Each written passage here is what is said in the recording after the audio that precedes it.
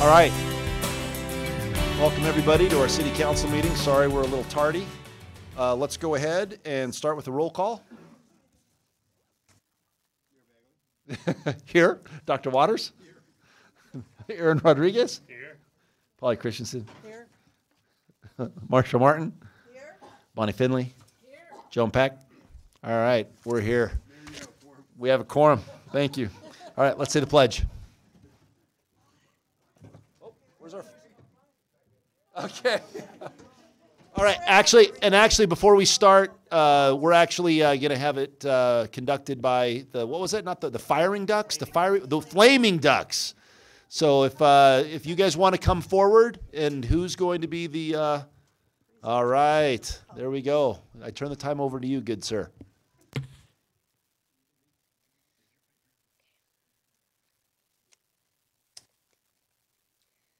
Color guard attention. Audience, please rise. Color guard, advance.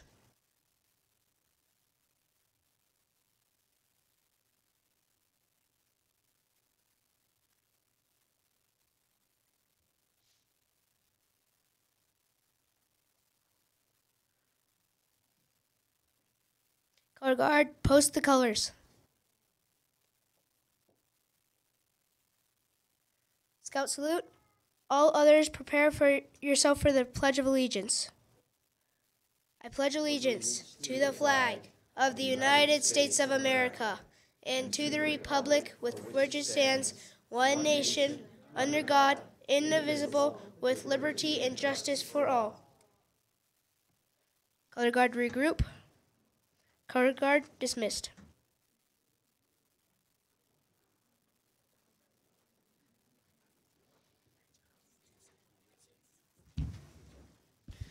Thank you, Flaming Ducks.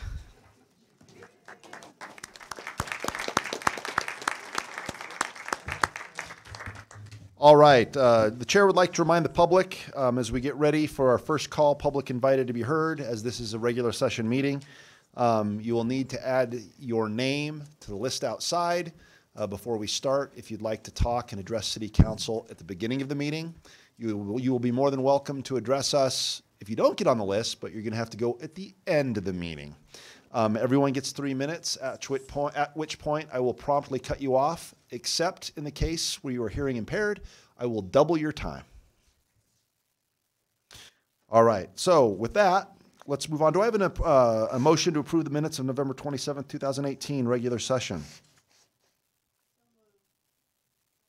All right, let's vote. Actually, and I would remind everyone to please sign in if you haven't had a chance to do that.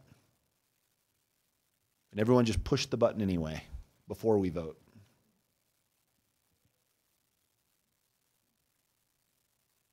Now we can vote. Yep.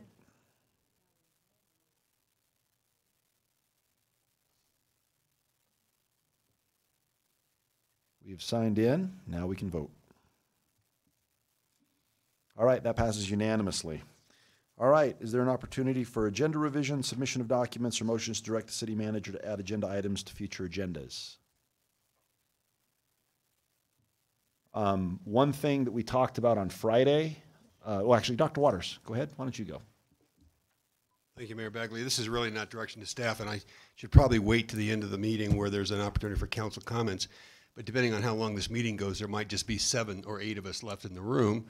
And I didn't want to say what I have to say then. I just want to say to members of the staff, to Harold and to members of the staff, last Tuesday night, we had an agenda item that went a little bit sideways. I voted no on the purchase of some property. If that came tonight, I would vote no again, just because there's some things that we want to see done. The statement I do want to make is the comments I made that night weren't intended directed to any staff member. My intent was not to do anything other than send a message or a signal about how important the work we did in May is to me, and I think to the council, and I think to the city. So I have had some feedback that caused some ripples in the organization, that it might have caused some confusion. The intent was not to cause confusion, and the last thing I want to do is create fear. But if it created a little bit of anxiety, and it got people paying more attention to the work we did in May, that's okay. What I'd really like to do is to be part of converting anxiety to urgency about how we get aligned and get a flow going to make progress on the goals that we set in May toward a vision for the future of the city. Thanks. All right, thank you. I just wanted an update. I'm not going to ask city staff to put it on yet, but we talked on Friday about me meeting with Karen Roney and other members of the staff to talk about our pre-K education goals and getting some data. That meeting is set for December 20th. So once December 20th, I'll be meeting with them. Everybody else is invited if you'd like to attend, but that's why well, Dr. Waters, I just thought I was on it because I had a meeting scheduled, okay? So, but that will happen on the 20th. I think that's happening in my office, and so I don't know what time? 10 o'clock. 10 o'clock in the morning. So if 4 or more are coming together, we'll make sure it gets posted. Well, 3, it's open. Everyone's allowed to get in my office. 4, yeah. It's an open door, glass conference room. It's pretty open. But what do you mean that one? Yeah, not here because I would have to drive. But anyway, if you're all invited, if you'd like to attend, and then after that meeting, once we have data, I will then put it on the agenda. All right, city manager's report. Actually, sorry, Councilmember Peck. Thank you. Since you brought that up, I would like a clearer confirmation from council. Remember, I brought up the idea of NLC had a great session on early learning, and they had a film that I would be very happy to purchase if council is interested in seeing it, because a couple of people from the Family Youth Center has said that they're interested. So shall I purchase that film and we should view it? How much was it? Oh, I don't want to say in public. Well, I mean, if we're talking about $8.99, I'd say, Councilmember No, I would Peck, let you pick you're that so up, Mayor sweet. Bagley, Yes. if it was $8.99. If it's $8,000 and you're going to do it, I would also let you pick it up. Okay. So how much we talking? Only $300. All right, we'll talk offline, but I don't have a problem with you buying it, but I do have a problem with you buying it with your dollars. So do the rest of the council, are you okay with us viewing that? Thank you very much. Thanks, Councilmember Peck. All right. Seeing no one else in line, city manager's report. Mayor, did you want me to address the question you asked me Yeah, earlier? so the question, having received emails during the week from parents who are concerned about the intersection of Pike and Hover, showing that city council listens. The question is, what is the current status of that intersection? Will there be a light installed? What's going on? So I may have Jim Angstedt come up and help me with this, but I'll try to make a run at it at first. So obviously this is a result of some vehicle pedestrian accidents that occurred, specifically children that have gone through there. I was also copied in on that email and was in the process of getting information. So generally that's at Airport and Clover Basin. I believe Ms. Meeks has been talking to staff about the need for a signal light at Airport and Pike. I've been messing the street names up the entire day.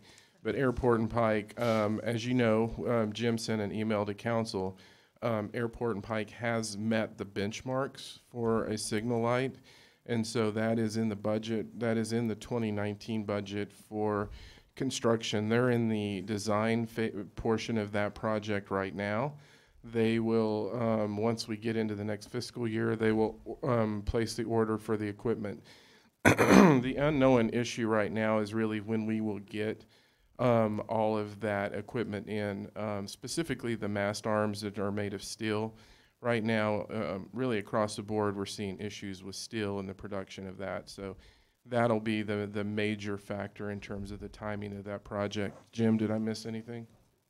So to restate, we are planning the intersection. We're designing. Or that's what I mean, designing the intersection.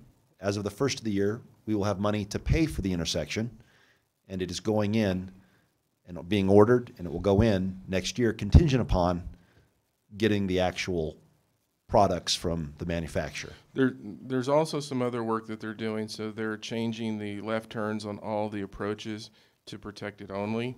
Hopefully it'll eliminate the potential conflicts between legal left turn vehicles and the crosswalk users.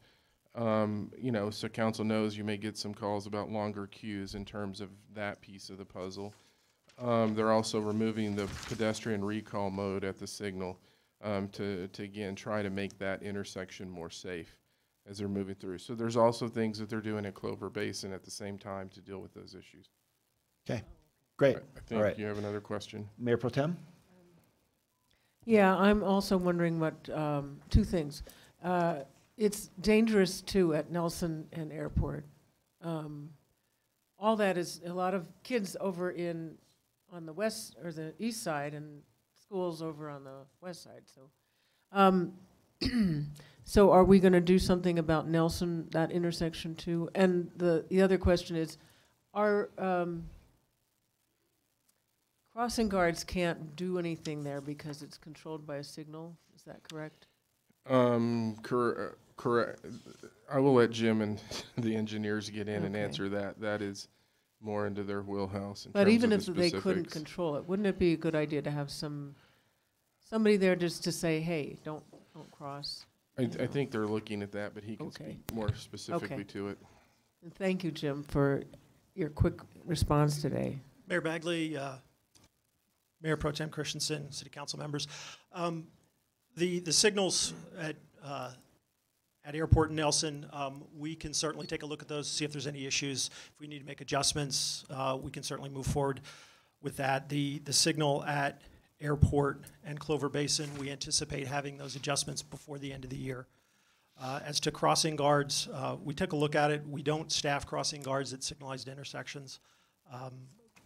We can, but it really won't be that effective. They'd basically be like captains at the corner, making sure that the pedestrians are doing what they're supposed to do. We can take a look at it, do a cost analysis, but I don't think it'll be that effective. Councilmember Martin? Thank you, Mayor Bagley. Mr. Angstead, among the information that we received, it may have been among the Get in there. among the information that I received, at least, about what was being done, there was information about a grant application that would allow us to control another intersection. And there was something of concern in about that grant application in that while the St. Vrain Valley School District had supplied a letter of support to the grant, they had refused to share data with us about usage, how many students were traveling from home to school, to the two schools involved at that time that had to cross at one of those intersections, and that they had also refused to offer any supporting funding for that. Do you have any comments about that? I'll jump in for Jim on that one.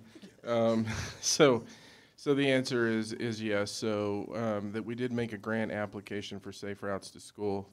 We did receive a letter of support. Obviously, the more data that we can get in terms of combining that with the application increases your likelihood of success. Based on my understanding, the request was made to gather that data, and they were told that they could not do that, correct?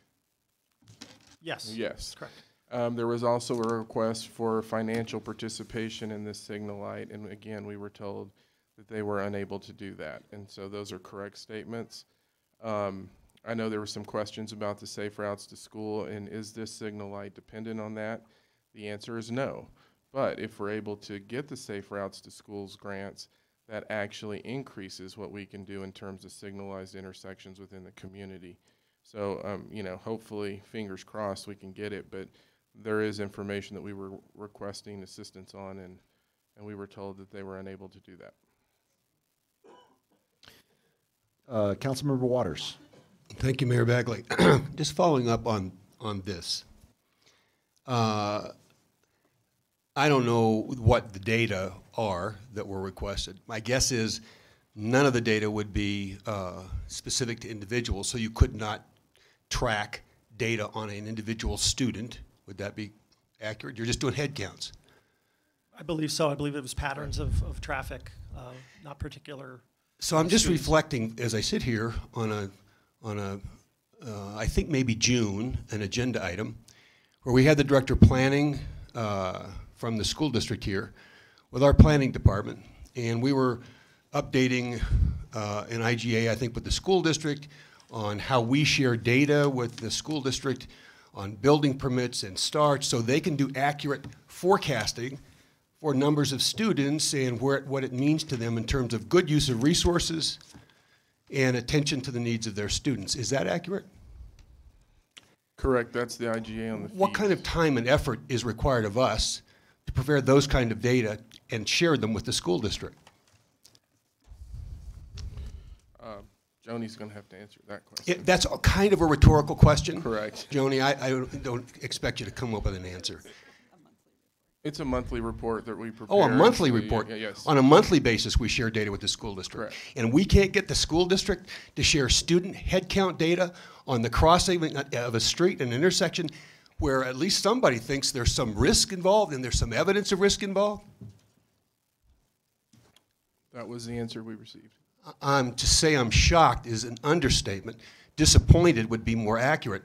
And I don't think this is an issue that should stop with this discussion tonight. If I was a parent, I'm a grandparent of kids in the school district. And I'll take my own initiative to wonder why the school district won't share data with the city in the interest of safety of students. It's hard for me to understand. So if there's a way to communicate that, maybe we should invite the superintendent or the school board president, someone to help, you know, in a conversation with the city council to explain why they won't share those kinds of data. If council desires, I can initiate conversations and try and have a response Sure. for you all. Let's have brunch. Yep. Thank you. All right, now going on to special reports and presentations. It's time for a special recognition of Rita Liu and Sam Safey, once again, recipients of the 2018 Boulder County Multicultural Award. Do you want to come down, Rita and Sam?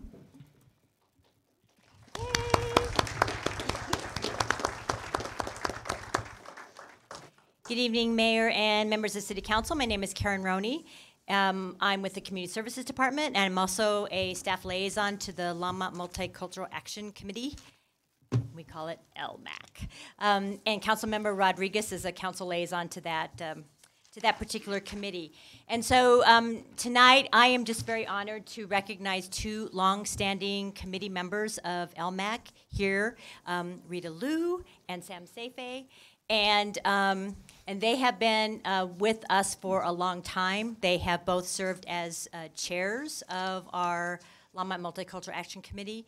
And recently, they were recognized by Boulder County, each receiving one of the county's multicultural awards for business and for community service. And so whenever we have an opportunity to highlight what is happening within our community by members of our community, we just like to take that opportunity to do that. So, so I'm just going to briefly highlight a couple of things that are in the council communication about Sam and Rita, and then talk a little bit about our Longmont Multicultural Action Committee.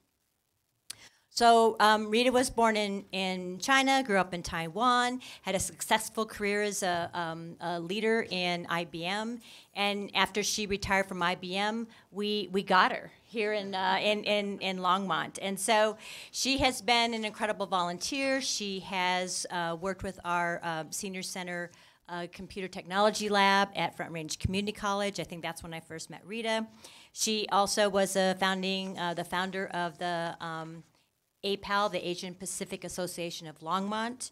She has been chair of the St. Vrain Valley School District Bond Committee that was out there providing education and about the recent bond project. She also is involved with the Silver Creek Leadership Academy and works with the students at Silver Creek and helping with leadership and mentoring kinds of skills, and has also been a recipient of our Longmont Unity in the Community Award for her work with LMAC. Sam is the CEO of Magna Lab, had been doing that for 30-some years. He was born and raised in the Middle East, and he and his wife Cherie have been incredible volunteers in our community. He has, again, he's been the past president of the Longmont Sister Cities Association. Many of you have had a chance to work with Sam through that effort. He has founded several organizations designed to help with educational needs of young people, particularly in Haiti, where he had the opportunity to live and work for several years. And these two individuals are just incredible community members in what they are contributing to Longmont and certainly to our Longmont Multicultural Action Committee. So so we want to use this again as an opportunity to invite other members of the community to join us in doing our LMAC work. The Longmont Multicultural Action Committee was established by a past city council back in 2003. We've been at this work for 15 years, and really our job is to work together to promote cultural understanding, inclusion, and involvement.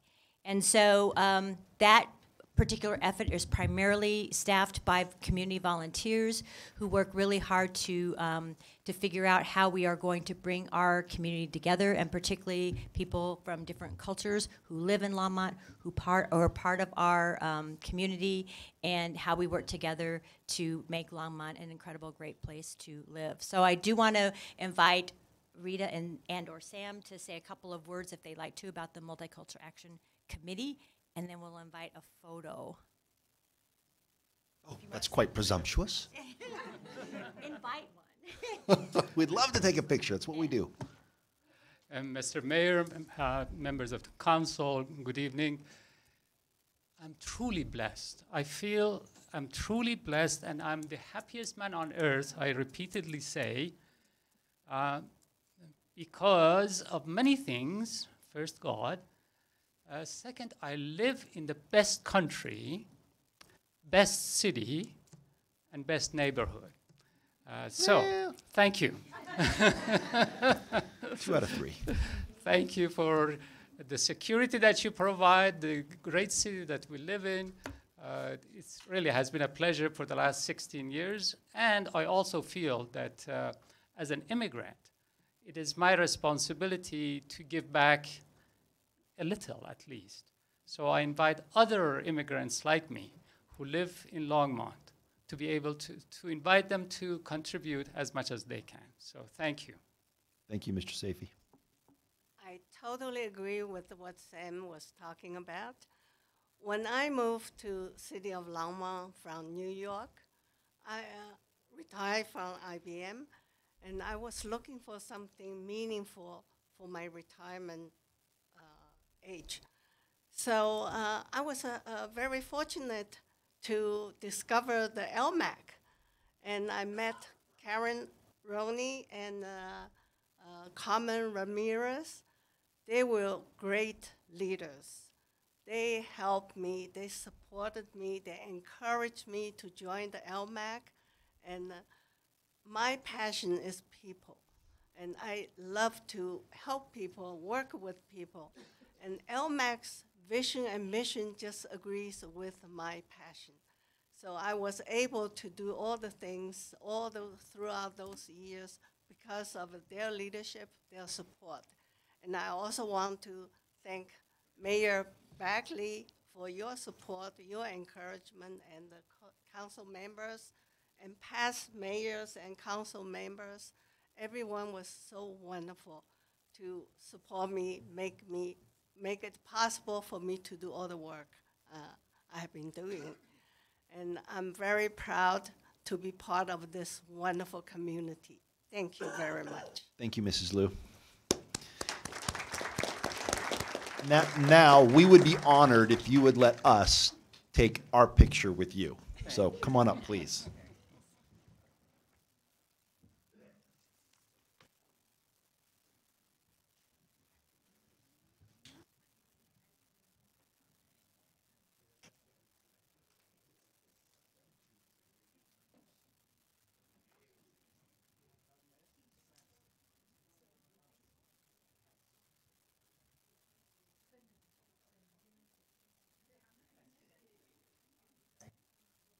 All right, on the count of three. 1, 2, 3. Take one more. Great. Thank you.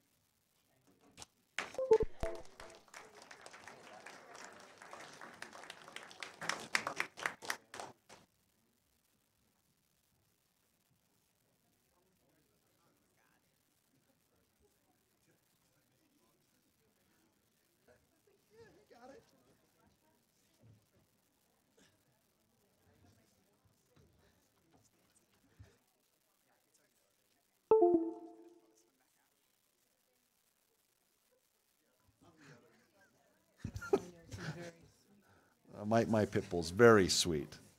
All right, now we'd like to invite up Nancy Rezick, Executive Director of Visit Longmont.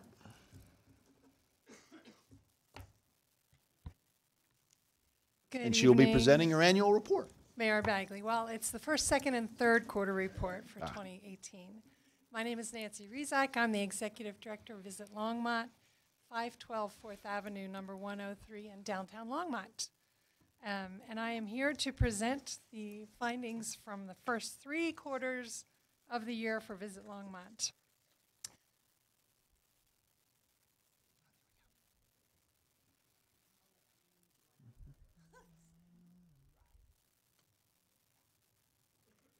Oh, you got it? Okay.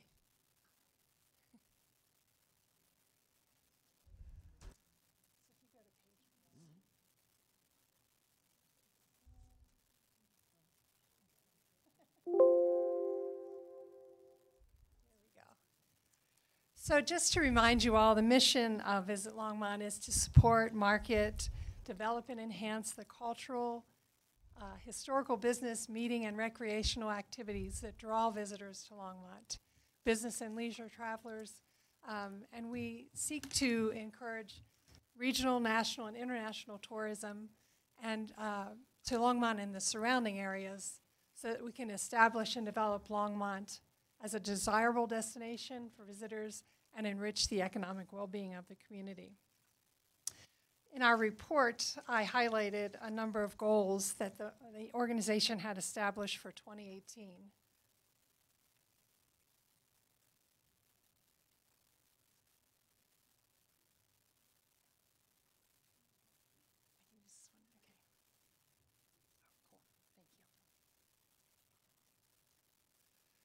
So I'm going to go through each of these individually, so I won't focus on this page because the type is really small. But our first goal was to implement the consistent use of the LOCO brand to align with Longmont.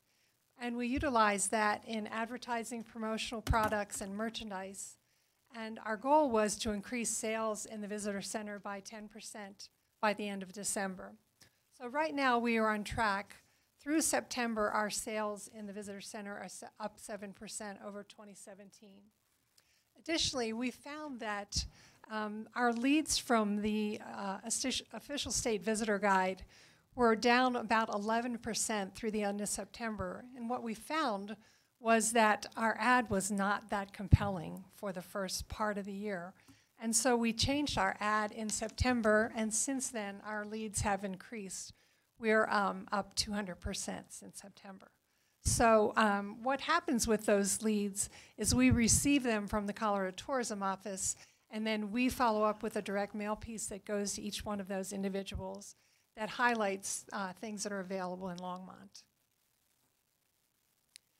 The second goal that we had was to distribute press releases on a monthly basis to extend the reach, increase awareness of Longmont, and our goal was to generate $10,000 in earned media.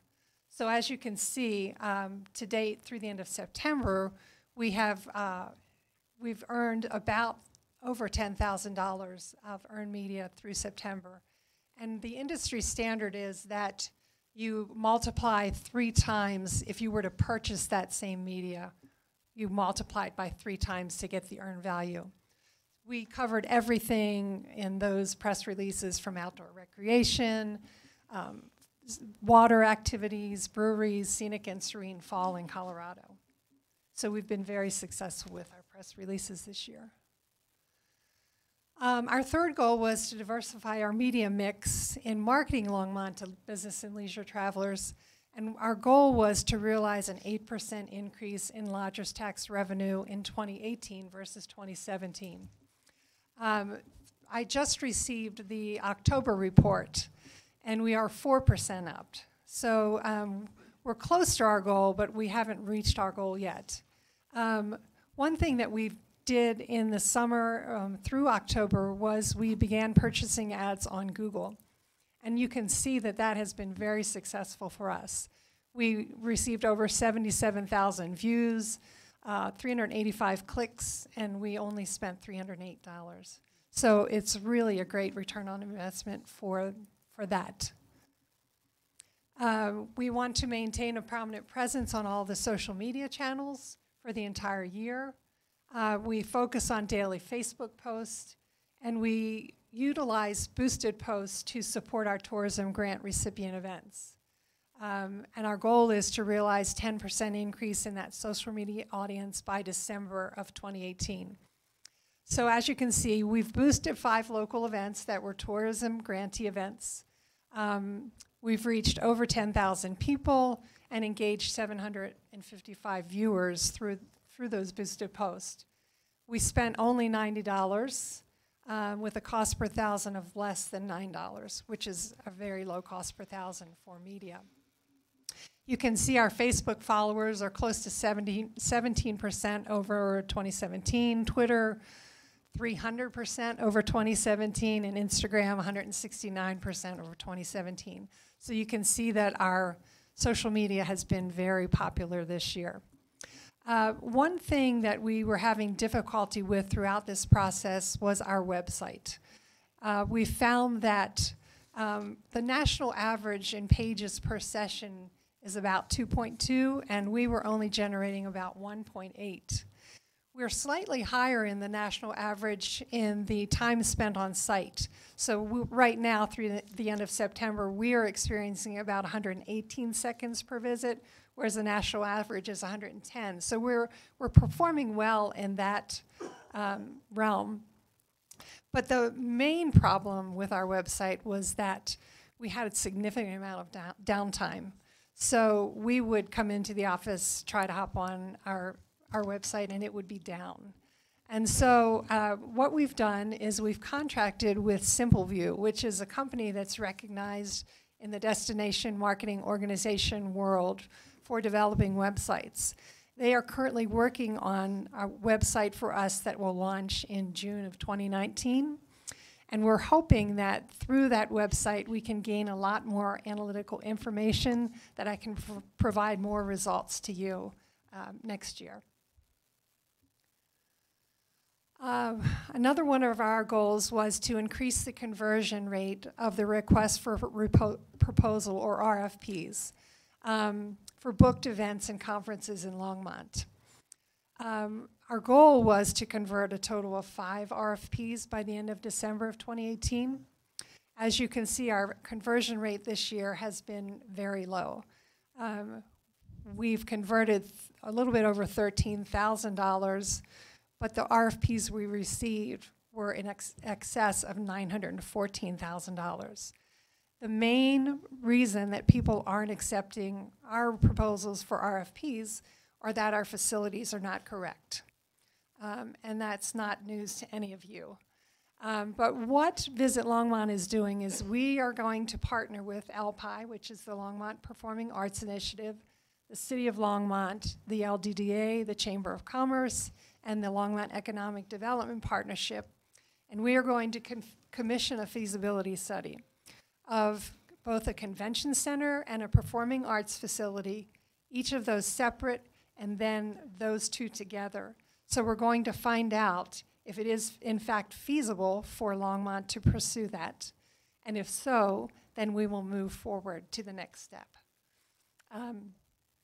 And then in relation to that, since the closure of the Plaza Convention Center at the end of September, in 2019, we will focus more on the wedding business, because we found in 2016, the Knot did a marketing research survey, and they found that the average wedding in Colorado spends over $24,000. So that's why we are focusing on that wedding business for 2019.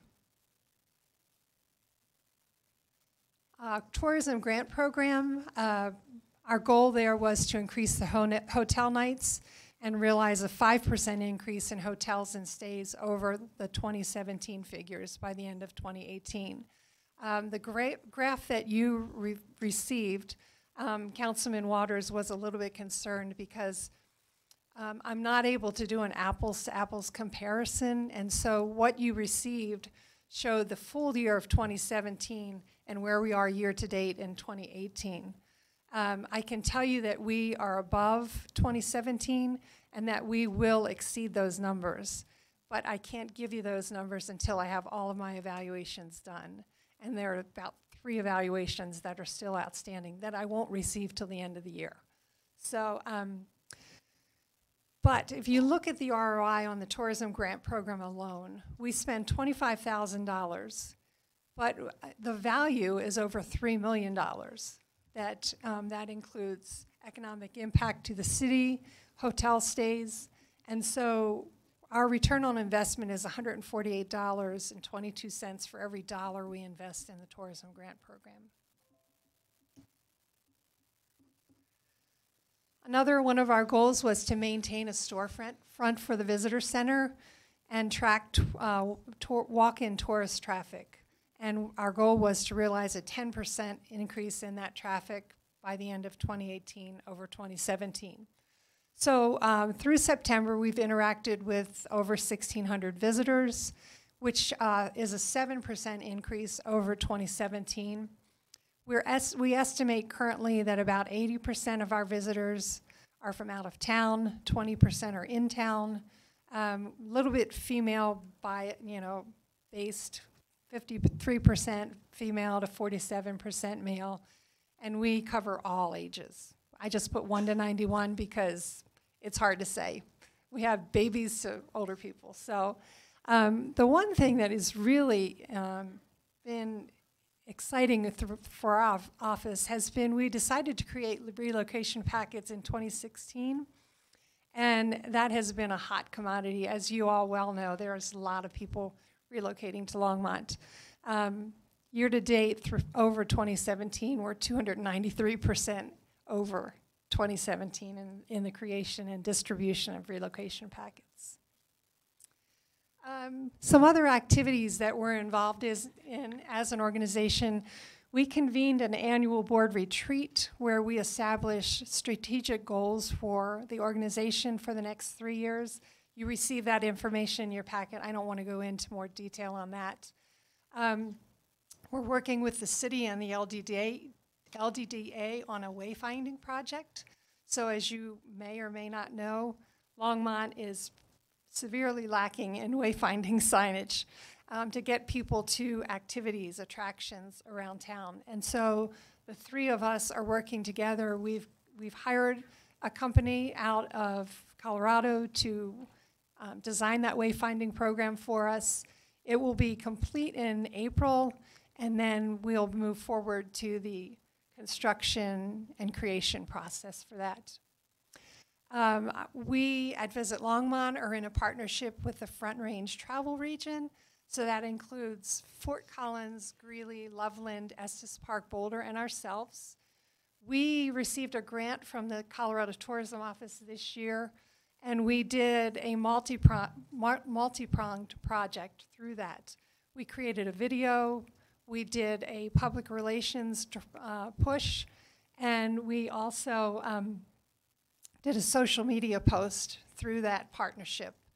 Our investment of $2,500 returned over $21,000 of value, so we have an ROI on that program of $8.62.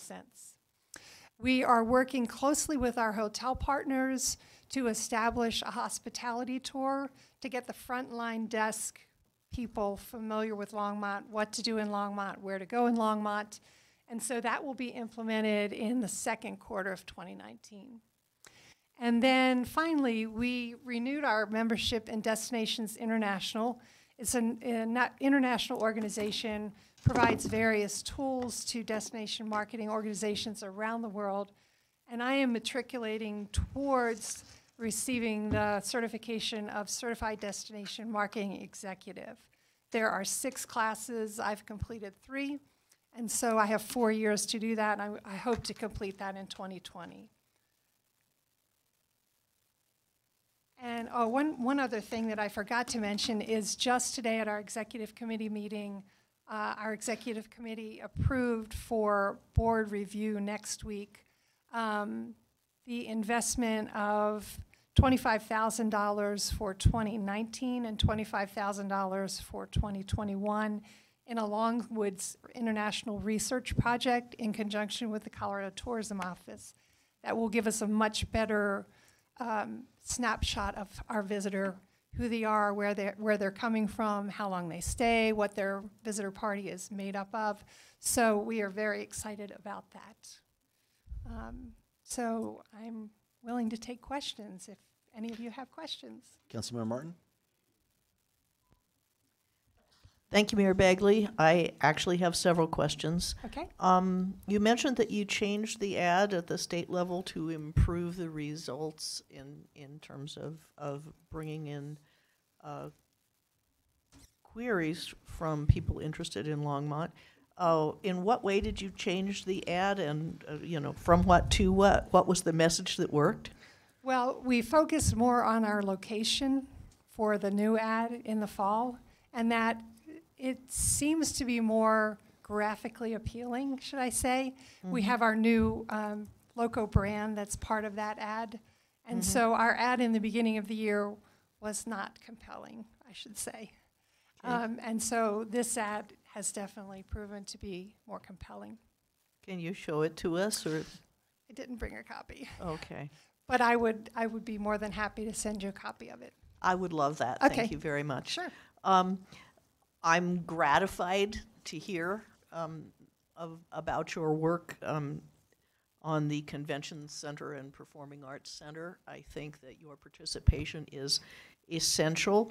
Can you tell us a little bit more about what you are bringing to the table on that? Because I think we need participation by all the interested parties, of which right. you are in some sense right. the most interested party. Sure, definitely. So the Longmont Performing Arts Initiative has signed a memorandum of agreement, a memorandum mm-hmm. of understanding. We are, the remaining partners are going to execute that same memorandum of understanding for our organizations. The main thing that Visit Longmont will bring to the table is funds, basically. Mm-hmm. We know that a convention center is very important for our meetings business, and we know we've seen just in the short amount of time that the convention center has been closed that we've missed out on a number of RFPs. Really? And so mainly what we're bringing to the table is funds to support that feasibility study. Okay. And do we have any information about what level of funding is going to be available, or is that still So right now, the Performing Arts Initiative has narrowed their field down to 5 of consultants that would conduct a feasibility study. The remaining partners, of course, don't want to consider just that pool of applicants. So we are going to look at various agencies that would conduct a feasibility study as well. And then we hope to move forward into the selection process to find the right company that would conduct both the feasibility study for the Performing Arts Center, the Convention Center separately, and then combined. That was a very interesting answer, but it wasn't an answer to the question I asked, which is how much money can you invest in the feasibility study? Well, we have money set aside in our fund balance. You know, if I had to project, I'd say $50,000, but we don't know yet what that's going to cost. Okay. So as Gives soon me as a we ballpark, though. right, Thank you. Yes. All right, Dr. Waters. Thank you, Mayor Bagley. We did have a chance to visit earlier today, and I appreciate that opportunity. But I want to follow on just a bit on the theme or the question of not just the feasibility study, but what the implications are if we were to find that a combination or either were feasible. Of the RFPs you received, you mentioned $900,000 in potential revenues, right? Convention or related business. Right. Is that the total number of RFPs that come out, or those are the ones that come to us? They're the ones that come to us. So what would be the scope potentially if we had a convention center or a performing arts center? It's really hard to say because I don't know how many RFPs the companies Cvent or the company Destination Colorado receives. So if we had the right facilities, it could be substantially more than $900,000, right? Yes. It could be $2 in the billion. multiple millions of It dollars. could be, yes. So I just think as we talk about feasibility studies and the implications of what it would require for us to produce those kinds of amenities in Longmont, part of the narrative about that needs to be what the upside is. There's certainly cost, but the returns on the kinds of investments that would be required are very substantial. Correct. And I think we need to start that conversation now and keep it going. Because we've got a lot of things we want to do in this community. Not everything produces the kind of return or contributes to the economics and the economic development, the economy of Longmont like these would, and I just think we ought to be really clear. All right, Councilmember Martin. Thank you, Mayor Bagley. Sorry I wasn't all the way through my list, but That's I think fine. it was good that it was someone else's turn. On the website, you say you've got a new provider. How far out is that new website? They take about 34 weeks to build. We contracted with them at the end of October, so they're projecting a June 1 launch for us. Okay, just in time for the wedding season, Yes. although a little late for the wedding planning season. Exactly. So that means that we have the old website for another first 6 part. months. Correct. Have you looked into what the root cause of the downtime is? Is it reliability problems with the host? Is it something that's wrong with the website? We find that the data on our website is an overload for the network provider. So there's too much data that's going through the website that it causes basically the website to crash. So when we get how many hits? I mean, I'm just looking. It is so unpredictable. Okay. We have no idea when it's going to go down. So can you be pressing for some mitigation by the service provider in the meantime? Because we've got 6 months, and they contracted with us to host this website. They should be able to provide resources Right. that should at least keep it up, if not performing as well as we'd like. Yes. The contractor is a very small one-person shop. And so I completely understand your request for security from them to provide service for us. I have not approached them about that, but I definitely could approach them. I think that that would be advisable. It might have been more advisable before we announced publicly that we were changing providers. But you know, I think we should, in general, be a little less accepting of inferior performance. Right. All right, Councilmember Peck. Thank you, Mayor Bagley. Nancy, I have a real easy question for you. Okay. What is the biggest draw in Longmont? Why do people come here other than to visit families and to go to graduations? Currently, believe it or not, it's the breweries. Really? Yes. Okay, that's what I wanted to know. Thanks. You're welcome. All right, great. All right, so let's move on. And I just remind council, we do have section 9D1 of our agenda coming up. We have another discussion on inclusionary housing. And so we can ask questions, and that's all good, but I just want to make sure that we get to, I would argue that that is probably the most important thing we have to address tonight. So, all right, first call, public invited to be, actually, nope, I take that back. Sandy Cedar, Assistant City Manager, would you like to review the customer satisfaction survey results? Given that we've had articles in the paper, that the council and myself wrote a update in the city line. A lot of us are aware of these results, but if we could be brief, that would be I am great. so happy to present to you Lori Urban from the National Research Center. She's going to go as quick as she can to go Great. through the Thank results you. with you. Lori? Good evening, Mayor, members of council. Yes, I will be brief. I talk very fast. So, I am a senior research associate at National Research Center. We've been helping the city with their citizen surveys and policy surveys for over 2 decades. Thanks to Rigo and Sandy for helping me with the process and organizing things on the city's end. They've been great to work with and have a long history with the city, so they've been invaluable in providing some background information. You all have been doing these for a long time. As you know, members of the audience may not, these surveys are a window into your performance. They are about transparency and accountability, and it allows you to collect information from residents to be able to incorporate their feedback into your planning and budgeting processes and decisions. It's part of a lot of what you're hearing about data-driven decision-making, and we definitely applaud Longmont for having collected data from residents for such a long period of time and using those data in its planning processes. This is a summary of all the detail you find in your full report, so you can definitely look at those 100 pages more closely at bedtime. But you do get to hear from a different voice of people, not the people that are behind me showing up at your meetings and providing you with comments, but from your general population, those you may not hear from more frequently. Feel free to ask me questions as you go along, or as I go along, or save them till the end. I'm happy either way.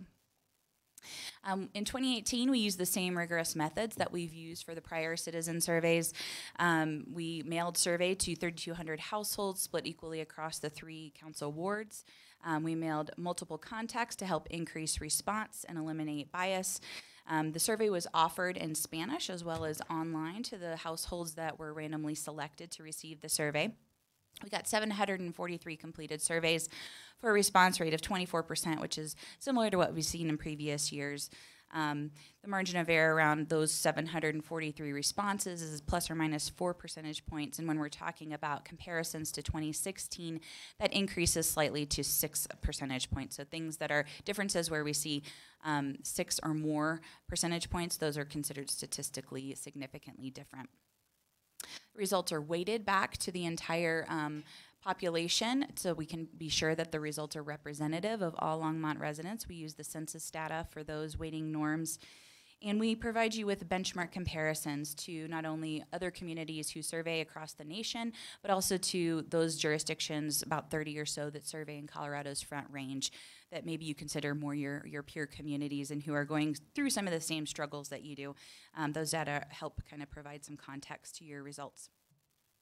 We also provide breakdowns of the results by ward as well as respondent demographics. I won't really get into those tonight, but I'm happy to answer any questions you might have about them.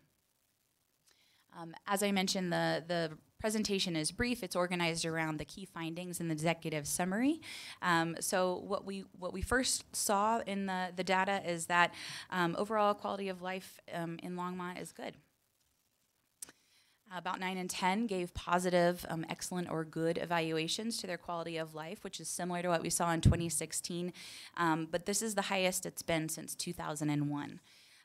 These ratings were similar to both the National Front Range benchmark comparisons. And when we asked residents what their favorite aspect was about living in Longmont, about 68% said that the quality of life in the city is what they like best about living here. We also surveyed residents about different aspects of quality of life, and a majority rated these favorably. The ratings shown here generally were stable from the last survey iteration in 2016, and many have been on the rise over the last decade. When we compared these ratings to our benchmarks, Longmont gave, residents gave similar ratings. And not shown on this slide, but related to a quality of life, we asked residents how happy they were with their life here in Longmont. And nearly all, 96%, said that they were very or somewhat happy, which is similar to what we saw in 2012 when we first asked that question. Residents feel safe, but still have some concerns about crime in the community. We asked a new question in 2018, gauging safety, feelings of safety in and around different areas of the community, as well as during the day and after dark. Most residents felt safe downtown, in their neighborhoods, and in Longmont overall during the day. And as in most communities, fewer felt safe after dark in those same areas. These assessments of safety were similar to both the national and Front Range comparisons. Safety-related services, those related to fire and police, definitely received some of the higher ratings across all city services. Firefighting and rescue, emergency police services, emergency dispatch, and fire inspection and fire safety education all were rated highly by 8 and 10 residents. About 6 and 10 gave positive reviews to crime prevention, but this was a decline from 2016, but kind of rebounded to the ratings that we saw in 2014. Where 54% in 2014 had given crime prevention an excellent or good rating. We asked the extent to which residents agreed, or I'm sorry, the extent to which they felt that 16 potential problems were an issue in the community. The ones that kind of rose to the top and related to kind of these aspects of safety and crime, 9 and 10 felt that crime, vandalism, methamphetamine labs, and drugs were at least a minor problem in the community. And these ratings were all similar to what we saw in 2016. Residents reported improvements to Longmont's economy. We had several questions kind of evaluating different aspects of the economy in Longmont, and most of these listed here saw statistically higher ratings in 2018 compared to 2016, and many also have been trending up over the last decade. The most notable gains were for job opportunities, shopping opportunities, and the quality of business and service establishments in Longmont. And with growth comes some growing pains, and that hasn't gone unnoticed by residents. A lot of the communities here in the Front Range are experiencing similar concerns from their residents. Speed of growth is definitely a concern in many communities, including here in Longmont. About 8 and 10 respondents felt the speed of growth was too fast. This was higher than what we saw in 2016, when 71% felt that it was too fast. And compared to the national average, Longmont residents were more likely to view the speed of growth as a concern or as being too fast here in Longmont. Compared to other communities across the nation, we didn't have a comparison for the Front Range. We had an open-ended question on the survey where residents could write in what they felt were the 3 biggest challenges facing the city in the next 5 years. These were the 3 most frequently mentioned responses, all of which are related to your growing community. These were also the top responses given in 2016 when we asked the same question: traffic, transportation, parking, growth and planning, and then affordability of the community. The survey included a question about potential household concerns, and most of these had to do with aspects of costs of living. About 6 in 10 residents were worried about paying for unexpected costs, and just over half were concerned about costs of health and dental insurance. This question was also asked for the first time in 2016, and assessments were generally similar in 2016 compared to 2018. City services are appreciated, and they received high marks as well. 9 in 10 residents gave excellent or good ratings to the overall quality of services provided by the City of Longmont. This was similar to 2016, but has been on the upswing since 2006. And this rating was higher than what we see in other communities across the nation and in the Front Range. Residents rated 37 individual city services, some of which I previously discussed. And overall, most of the services received excellent or good reviews from at least half of residents. The services listed here are among those that received some of the highest quality ratings, with 9 in 10 giving those excellent or good ratings. And while most of these ratings remain stable compared to 2016, we did see some improvements in quality for Nextlight as well as for the electric conservation programs. City employees also got good reviews from respondents. 57% of residents said that they had contacted a city employee in the 24 months prior to the survey. And a majority felt that employees were easy to get a hold of, that they were knowledgeable, and that they were treated with respect by the employee. The departments that were contacted most frequently were Nextlight, the police department, and utility billing. That's all I've got for you. I'm happy to answer any questions. All right. Don't see anybody in the queue. You did a fantastic job. Thank you. Thank you. Have a good evening. All right. Let's move on to public. First call, public invited to be heard. All right. Let's start with Nicole Johnson. If you could please, when you make your way to the front, if you could state your name and your address and take your 3 minutes or less. That'd be Hello. great. Hi. Thank you for being here. My name is Nicole Johnson. I'm a community leader. My address is 644 Emery Street.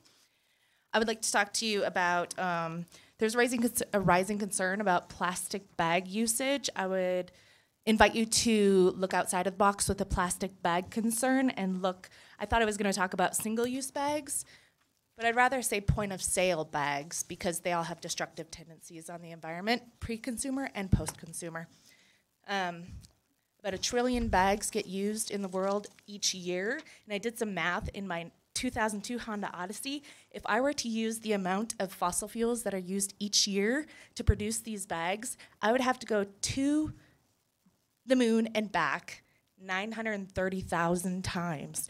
So when you think about the amount of fossil fuels that go into just the production of those bags, it's very destructive.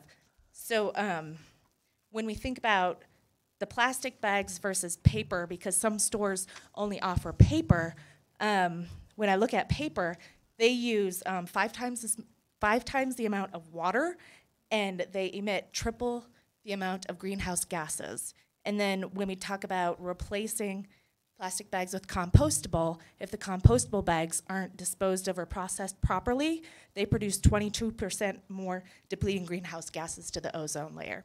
So what I want to do here really is plant a seed that in Longmont, there are many cities that have implemented policies that include charges or taxes or fees for retailers to charge for bags, a tax or however that looks like.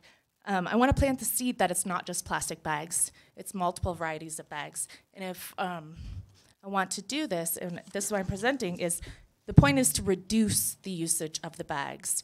There's living proof in town. And Natural Grocers and Save-A-Lot, they don't give away bags. So they have success without seemingly problems, including IKEA and Costco. They also don't give away bags. So across the board, different demographics. I put together a packet for you. Also, I think that the money should go towards some sort of directly related issue of the money if it is implemented. I have a list here of things that it can go towards, and trying to get everything in. There's qualitative data that can be applied, and that would be the reduction of single-use bags and the decline in monies raised from single-use tax. Not single-use, point of sale, excuse me. So if we're gonna be sustainable, resilient Longmont, this would be a good way to do it. So thank you, my contact information is here. I only printed 3 packets. I hope you guys can share. I wanted to save paper, so here you go. Thank you, Ms. Johnson. Jay Vaughn.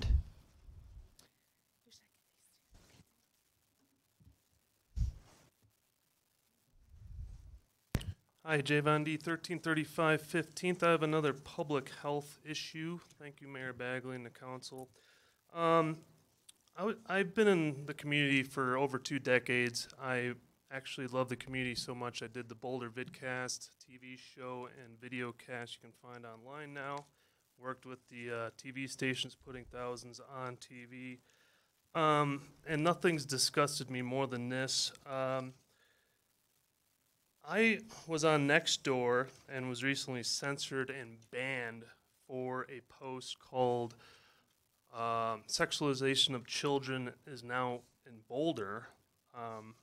And this is referring to on November 19th, 2018, the city of Boulder tweeted about drag queen story time. And quote, great turnout of families at drag queen story time at Boulder Library this morning. Was this a joke? An innocent mix-up where an adult entertainment actor didn't have time to change into appropriate clothing, or something else? So, you know, usually when you put people in front of our children, especially at story time, these are role models, these are people you trust. And now we find ourselves with this. So here's a picture of this agenda, and this is Lafayette, Louisiana, where they were confronting the city council Monday, September 17, 2018. And I quote, the grooming of the next generation, 3 to 6, another drag queen was saying 3 to 6 is the right age for this. What is the right age for, what is this? A conditioning for a perverted society? Grooming.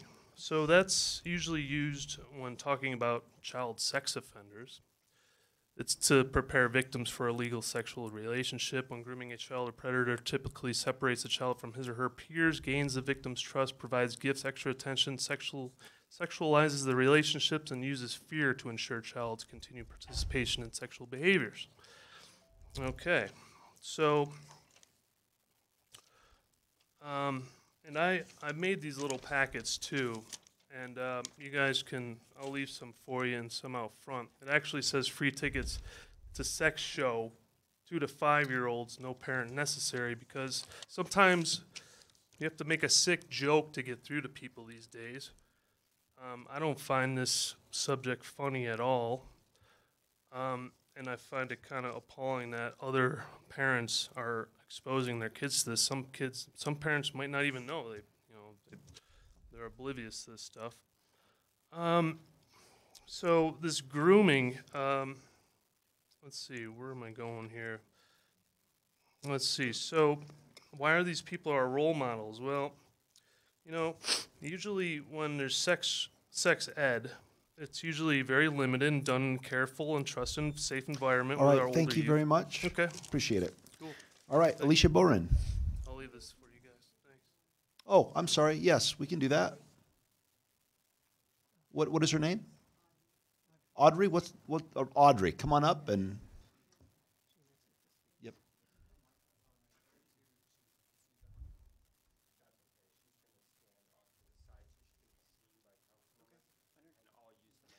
Actually, why don't you go ahead and sit in the city manager's, or even stand at the city manager's desk?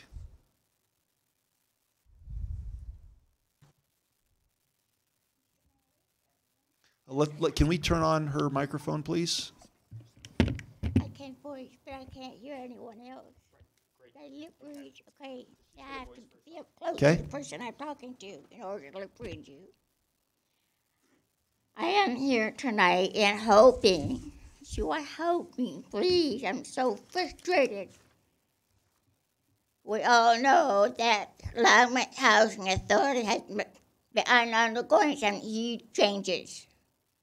It's a week is where I live, and I live in a handicapped unit, accessible unit. It's not handicap accessible by these pictures I gave you.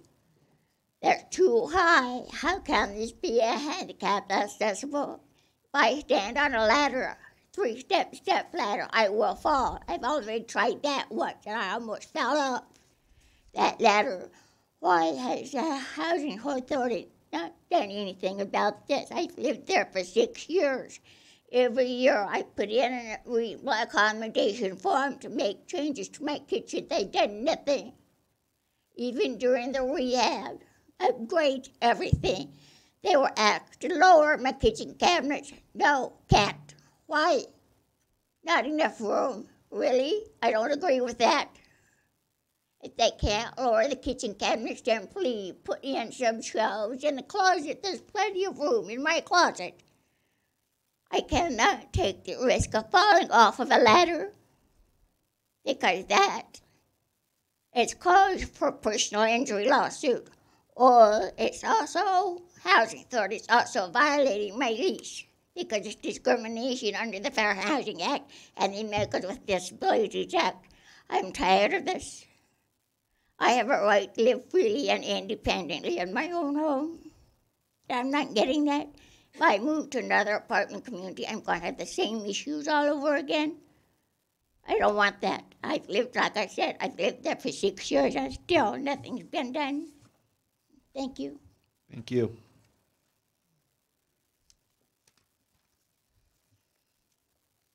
And then can we make sure that we get her name and address and phone number before she, if you could write it down and give it to Harold? Perfect. All right.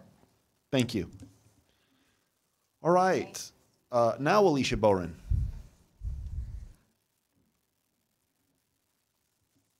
Had a false start. You're all excited. Call you down. Make you wait. Okay, all right. Name and thank you. address, please. Okay, I'm Alicia Bourne, and I live at 8800 Quail Road. Hi, my name's Alicia Bourne, and I'm a junior at Silver Creek High School. For my government class, we're doing a Civics in Action project. For this project, each student is encouraged to make a change in their community. I'm hoping to get backyard goats approved for the city of Longmont. My family first got some goats a few years ago when I was still little, and they were full-size goats. They were good starter goats, but they were hard to have around a small child. This is when we got into miniature goats. I joined 4-H when I was 6, and I've been showing ever since. 4-H has taught me many things, but most importantly, public speaking.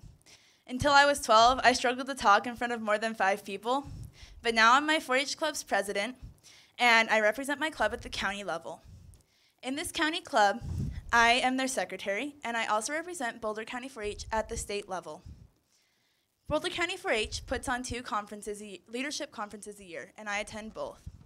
In my free time, I teach other members of the Dairy Goat program how to show their goats, and I teach them important information so that they can succeed in showmanship. Showmanship is a contest based on the herdsman's or the handler's knowledge about goats rather than the goat's conformation. I'm proposing that backyard goats be allowed in the city of Longmont because they have many benefits. First, they provide milk, which can make cheese and yogurt and much more. They also have psychological benefits. They can, when you spend time with a goat, it releases more dopamine in your brain. Dopamine is associated with the reward system, and it also decreases the amount of cortisol released in the brain, which is associated with stress. Therefore, when you spend time with a goat, you become calmer. Goats can also help reduce loneliness. Some fun things that you can do with your goat is teach them to walk on a leash, carry a pack, or pull a cart. Agriculture in today's community has been lost. By allowing backyard goats in the city of Longmont, you will be bringing agriculture back into our community. It will allow youth to be involved in 4-H and FFA, which will teach students about agriculture industries and get them excited about sharing their goats with the community.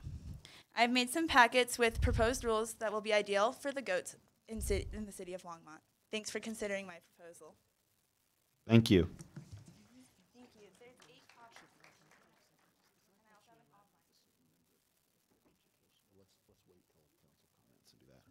All right, Kate Johnson.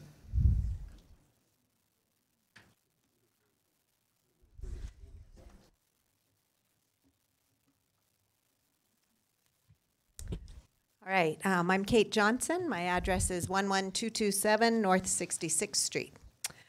Good evening. I am one of Alicia's 4-H leaders in the Goats and Galore 4-H Club. I've known Alicia since she was 5 years old, and I can tell you when she says she struggled to talk in front of more than 5 people until she was 12, she is not exaggerating.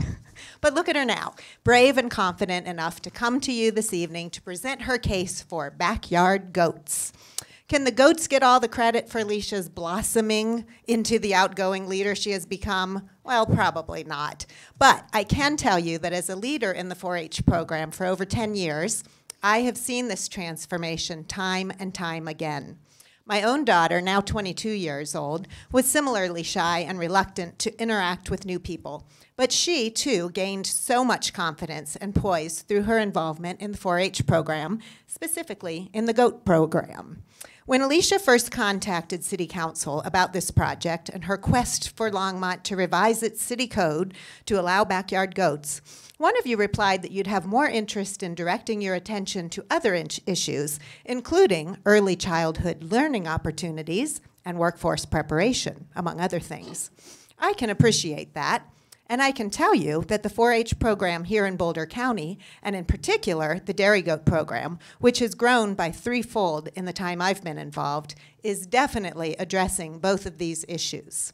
Somehow goats have this uncanny ability to bring kids out of their shells, to give them a fun and rewarding way to work on their personal development, improve their communication skills, learn responsibility, and so much more.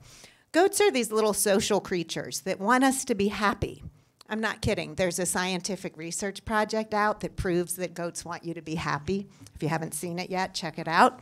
At any rate, in addition to that, they provide a product, milk in the case of dairy goats, that can teach kids even more skills, such as making cheese and yogurt. In my case, my daughter started with 2 dairy goats on our small farm just west of town, and we used the milk to learn to make cheese. This was so fun and successful that I eventually opened a cheese-making school here in town called The Art of Cheese, and my daughter now works at a cheese shop and bistro up in Fort Collins. I've seen the power of the GOAT program to foster childhood development and to teach tangible workforce skills, and I felt so lucky that my kids could get to own goats and participate in the Dairy Goat program. But that's because we live on a farm. So many kids who live in the city who've come to us asking if they could participate in the GOAT project. But being in the city means they have to find someone with a farm to board a goat, which is often challenging, if not impossible. It also means they wouldn't get the same day in and day out experience of bonding with and taking responsibility for their animal. Many other municipalities have seen goats and added them to their neighborhoods, and generally they're cleaner and safer than most pet dogs. Longmont began allowing backyard chickens a few years ago, which has been very successful and relatively problem-free. Maybe it's time to join the other cities in Colorado and allow backyard goats. Appreciate it. Alicia, we'll take 7. Just put them on order. All right, okay. All right, Reese Campion. I probably slaughtered that name. Nice. Okay, so hi, I'm Reese Campion, and my address is 1360 South Terry Street, and I'm here in support of the Backyard Ghost proposal. So hello, my name is Reese Campion. I'm a sophomore in Longmont High School and a member of the Careers and Creations 4-H Club, and I live in the city of Longmont. I've been doing the Lisa Goat program through Boulder County 4-H for 6 years. I've had new goat almost every year, and I've loved working with every one of them. They all have such unique and fun personalities. I like to think of them as giant fluffy dogs with horns. I love doing this program because it gets kids involved with goats who otherwise would not be able to have them. As I mentioned before, I live within city limits, so I'm unable to keep goats in my house. The Lisa Goat program is a good alternative for me. I go to the farm once a week to visit and work with my goats, and I help do regular maintenance and chores around the farm. I also get a show at the Boulder County Fair, which is my favorite part. I've created so many good memories hanging out with my friends and our goats at good old R&B. Competing at shows has definitely helped me become a better person and competitor. The county fair is a community tradition. This year, we are celebrating the 150th year anniversary of the Boulder County Fair. Anything that would allow the community to have more people participate in the tradition would have a positive impact on Longmont and the county as a whole, and I know it has positively impacted me. I've learned lifelong skills like how to be humble, congratulate others, and how to improve my public speaking. I can tell you with absolute certainty that if I didn't practice talking to other people about my goats, I'd probably be shaking from fear rather than being cold right now. And I believe that everyone should have access to goats in their own homes. I'm very fortunate to be part of the Lisa Goat program, but it's a very small group, and there are enough goats to go around. There are about 20 goats at the property, but only about 15 are in showing condition due to old age or other issues. So I support the proposal to allow goats within the city limits of Longmont. Whether someone's looking for an animal to compete with at shows or just looking for a goopy friend with hooves, people should be allowed to have backyard goats. My life has sure changed for the better with my goats, and I'm sure others will as well. Thank you. Thank you, Reese. Hold on, there might be people here who hate goats. Okay, we want to give everyone fair time. All right, I was being a little sarcastic. All right. Sorry, Sophie, you're going to have to tell me how to pronounce that last name. Cruz. Let me guess, you're here to speak against backyard goats. Okay. My name is Sophie Cruz, and my address is 698 Crawford Circle. Hi, my name is Sophie Cruz, and I am a sophomore at Skyline High School and a member of the 4x4 Dog Club in 4-H, and I live in the city of Longmont. Last year, I adopted a miniature Nubian from a breeder, but because I live in the city limits, I cannot keep him at my house. Instead, I board him at my friend's house and go to take care of him weekly. But I'm also on swim team, so during that season, I am less available to go out and visit him. I did the utility goat project for the first time last year in 4-H. To get ready for fair, I picked him up and took him to the monthly goat practices at the Boulder County Fairgrounds. We worked on showmanship and the goat obstacle course. When we finished, we competed at fair. We got 5th in showmanship, and we did well in the obstacle course but did not place. Although goats is not my only project in 4-H, I have really grown since I joined the goat project. I have had to practice talking to judges. This has made me more of an outgoing person and has given me a lot more experience with public speaking. This has also helped me to meet new people and get more involved in livestock. I loved being able to spend with a whole week with my goat during fair, and I would love to be able to see him more often. If he was at my house, I could be able to take care of him every day, allowing us to bond more and hopefully do better at fair. So I support the backyard goats for Longmont. Thank you very much. All right, Ben Huntoon, or Huntoon? Huntoon?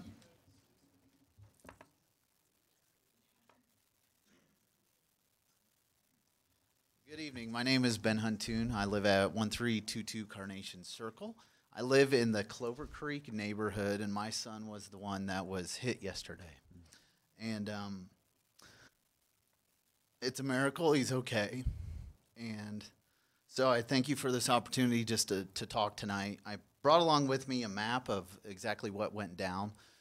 The woman who will follow me, her son was also hit crossing the same way. Her son was hit crossing the same way about a year ago.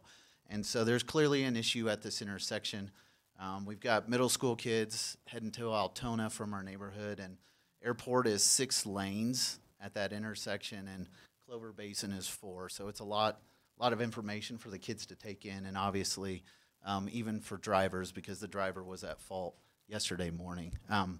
So what we have tonight, and I'll leave it with you guys, again, is just a map of the layout and then also some short-term suggestions. It was very encouraging to hear of the work that you guys are doing already on these busy airport road intersections. Our neighborhood is already mobilized, and we're doing neighborhood crossing guards just to help, get that extra second or two that our kids need to figure out when it's okay to go and when it's not. I just want to thank you. I've reached out to Tyler in traffic, and I've had some good conversations with him, but we look forward to working with you all. If you need some information, sounds like the school's struggling to get it to you, we can easily get you head counts and whatever you need as far as what students are going across that intersection. So thank you. Thank you, sir, and so sorry. All right, Ann Tinkham.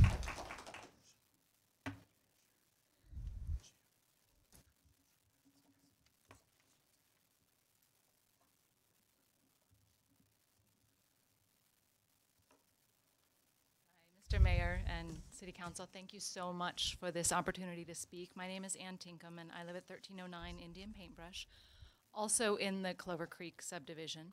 And my son Wyatt, who's sitting right over there, was hit a little over a year ago, also in the same intersection that Mr. Huntoon's son was hit yesterday morning.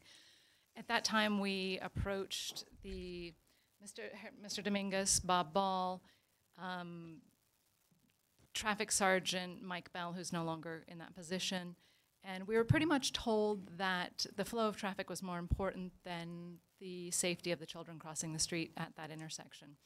And I just want to make sure that everybody understands what's happening at that intersection.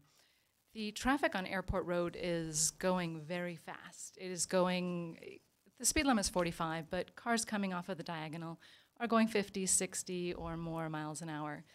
They are flying north on Airport Road, and the southbound traffic is trying to turn east onto Clover Basin. At the time that the crosswalk is illuminated, which we've all taught our children, wait, push the button, wait until it says you can walk, then you go.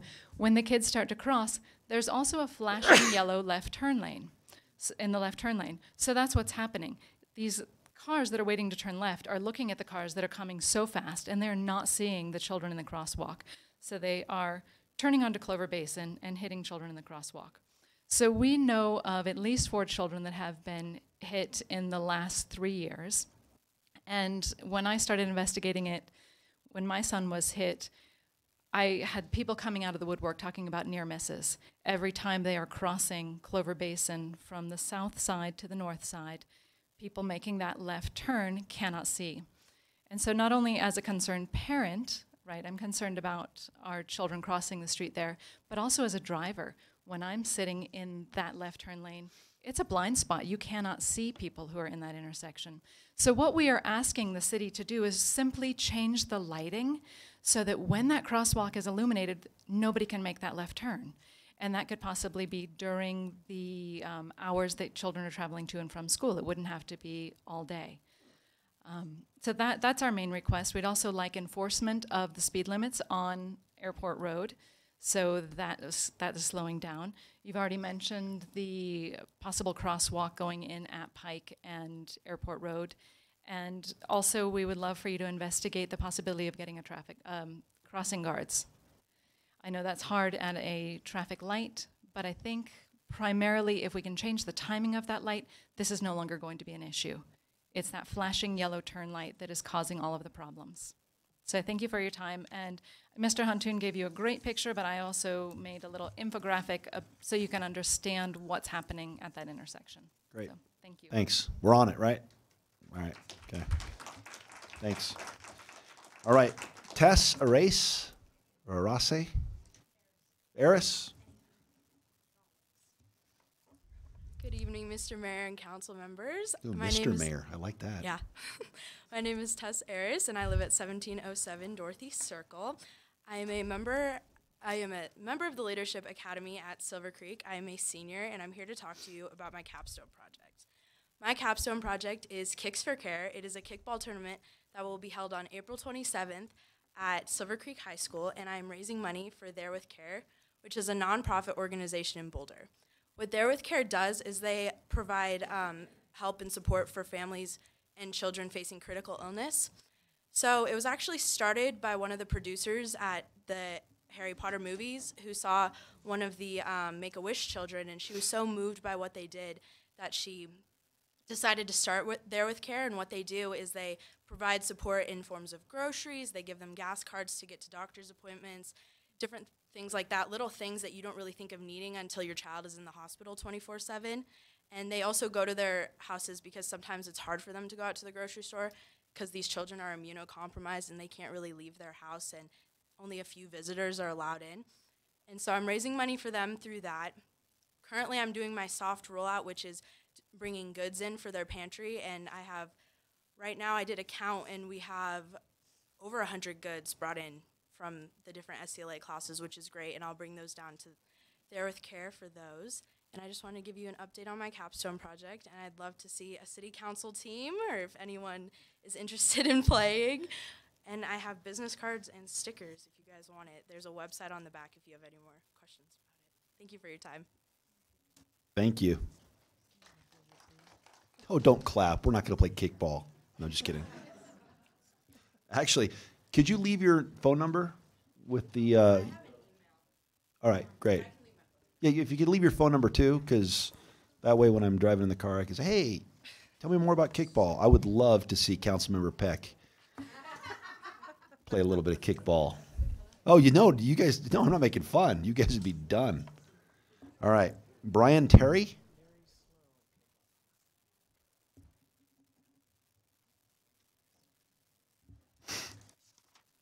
Mayor Bagley, my comments are in regard to the affordable housing issue. Do you want Now is the correct time to if you'd speak prefer, I mean, I'd rather have you speak during the public hearing, but you're free to say them now. I'll go ahead now, if that's all right. Go ahead. My name is Brian Terry. I live at 2324 Summit View Drive in Longmont.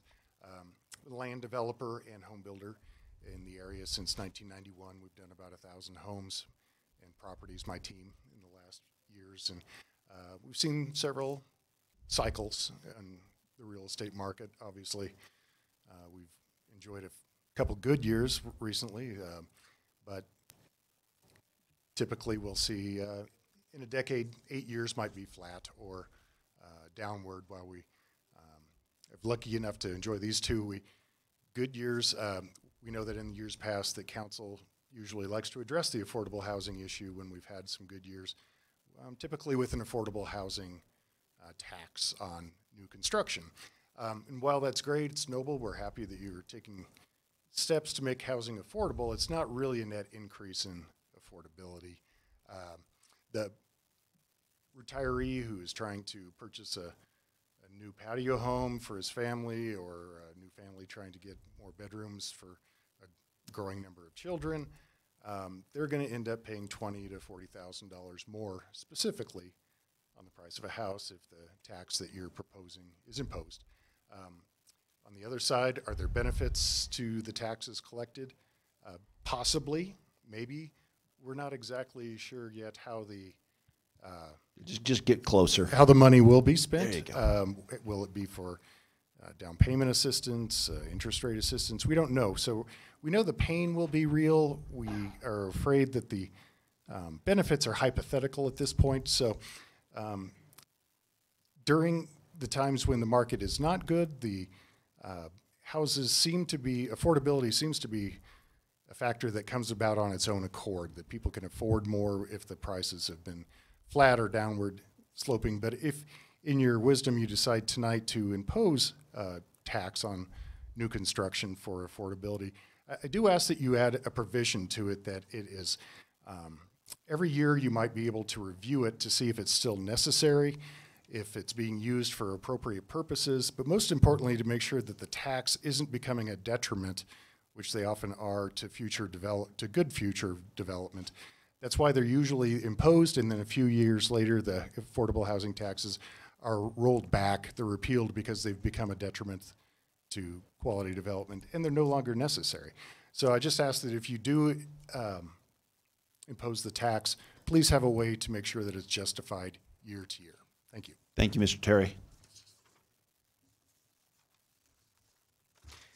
But anyone who does build an affordable house gets a free goat.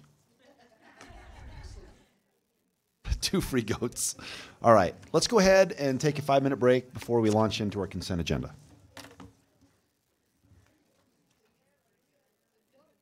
I want a goat. I do too, but they're little like. No, a goat would.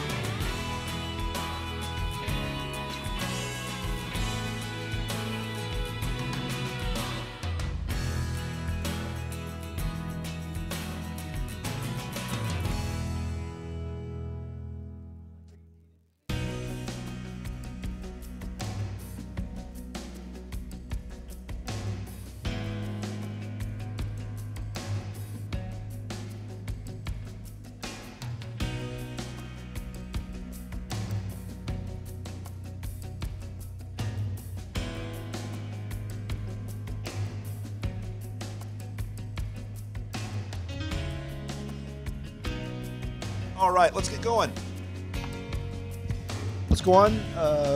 Madam Secretary, could you please read the consent agenda? Absolutely, Mayor. Item 8A is Ordinance 2018-60, a bill for an ordinance amending Title II, Chapter 2.68, Sections 010, 060, 090, 100, 110, and 120 of the Longmont Municipal Code regarding the local licensing authority. Public hearing and second reading scheduled for January 8th, 2019. 8B is Resolution 2018-116, a resolution of the Longmont City Council approving the special requirements such that the Longmont Museum may receive Scientific and Cultural Facilities District Tier 2 funding. 8C is Resolution 2018-117, a resolution of the Longmont City Council approving the intergovernmental agreement between the city and the state of Colorado for a state aviation system grant for taxi lane construction at the Vance Brand Municipal Airport. Item 8D is approve 5 capital improvement program amendments, and item 8E is accept 6 capital improvement program amendments approved by the city manager. All right, great. Well, let's go ahead. I know that we're going to pull item 8E. All right, and it looks like nobody else wants to pull anything, so let's go ahead. Do we have a motion? Councilmember Finley. Mayor Bagley, I move the consent agenda minus E. All right, it's been moved and seconded. Let's go ahead and vote, seeing no further discussion.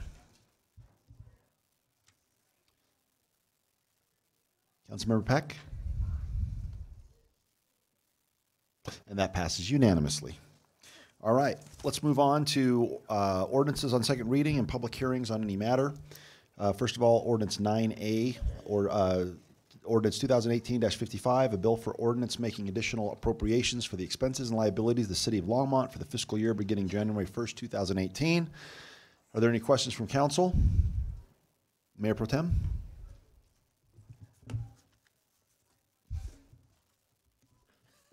Sorry. I have a question on, under the general fund. I have a question on wildland expenses, about $500,000 or less than $500,000.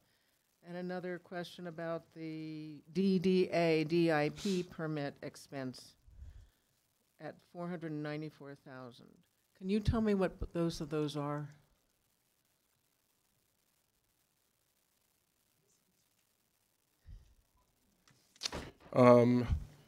The wildland is the wildland fire. I'm looking at Teresa to make sure I'm correct, but that's a wildland fire, correct? The wildland expenses, that's the wildland fire service that we have, and they perform functions in other areas when there's a situation, and then we get reimbursed with those funds. I forgot that. And then the DIP permit expenses, do you want to take that? So, Mayor Bagley, members of council, the DDA DIP permit expenses are under the IGA that we have with the DDA. We allow for permits that are pulled downtown. The fees for review and the permit fees, as well as the sales and tax, the use tax on the permit. Those are all amounts that we transfer into the downtown's DIP permit fund, which is a downtown improvement program. And they in turn use that for grants. The large amount is as a result of the First and Main, South Main Station program, I should say, project. So that is the amount of permit revenue associated mostly with that project this year. We typically do not budget those amounts until after we find out what they are. It happens to be very significant this year in comparison to previous years. Yeah. Okay. Thank you, Jim. All right, seeing no other questions, let's go ahead and move on to a public hearing on this matter. Anyone want to say anything? All right, seeing none, let's go ahead and close the public hearing. Can we have a motion, please? Councilmember Finley? Thank you, Mayor Bagley. I move passage of ordinance 2018-55. All right, let's go ahead and vote.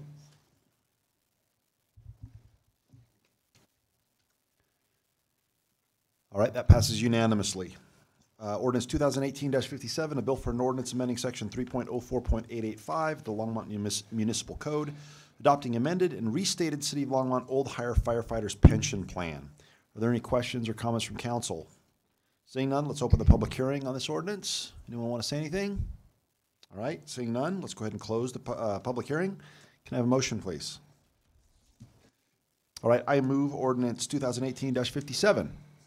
It's been moved and seconded. Let's go ahead and vote. All right, that passes unanimously. All right, amendments to Longmont Municipal Code to meet Scientific and Cultural Facilities District SCFD requirements. First, C1 is ordinance 2018-58, a bill for an ordinance amending section 4.41.010 of the Longmont Municipal Code, establishing the Museum Grants, Donations, and Services Fund as the recipient of Scientific and Cultural Facilities District funding for the Longmont Museum. We're also going to be voting later on ordinance 2018-59, a bill for an ordinance amending section 14.42.040 of the Longmont Museum Code to include Longmont Museum S purview of the Art in Public Places Fund, or museum's purview of the Art in Public Places Fund. We're going to go ahead. Are there any questions and comments from council on either one of these ordinances? All right, seeing none, we're going to go ahead and open the public hearing on both ordinances. Anyone want to talk? All right, seeing none, let's go ahead and close the public hearing. Do we have a motion for the first ordinance only? Mayor Pro Tem. I move ordinance 20185. All right, there's been a motion by Mayor Pro Tem for ordinance 2018-58. All right, it's been seconded. Let's vote.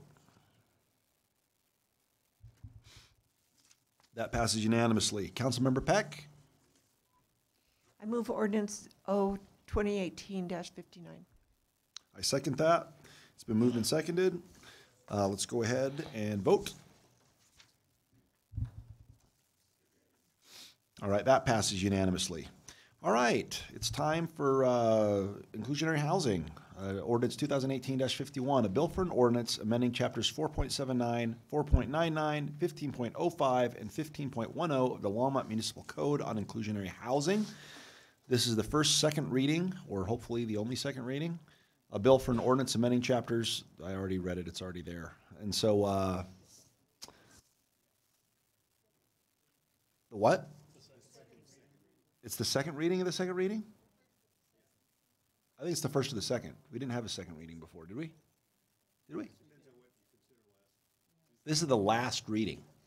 And we have had several first readings and probably a couple second readings, but regardless of what that is, this is the last reading unless we decide to have another last reading.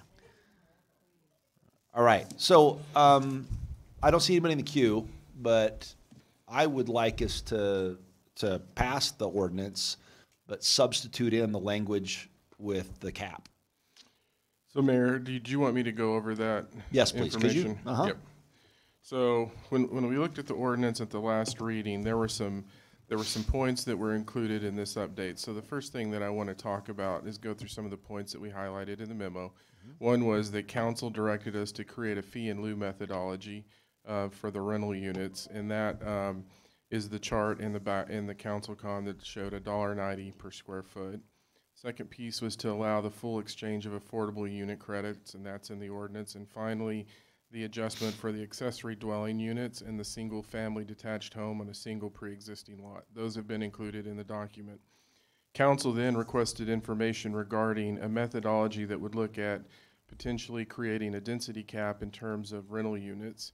And so, as you know from the document from the council con, we basically said that the primary foundation for the fee in lieu is that a proportion of the let me back up. Any methodology that council may choose needs to be incorporated into the ordinance and consistent with the underlying logic, which is the primary foundation for fee in lieu is that a proportion of the city's limited land supply should be preserved for affordable housing. We outlined 4 points in terms of 1, increased density reduces consumption of land.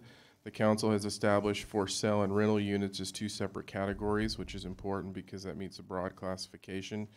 We have data from studies that we've conducted that shows that there is definitely compression occurring in the rental market in terms of a lack of supply at the upper end, basically presses folks that it can afford to pay a higher rental rate into lower categories, which then starts a chain moving through the category.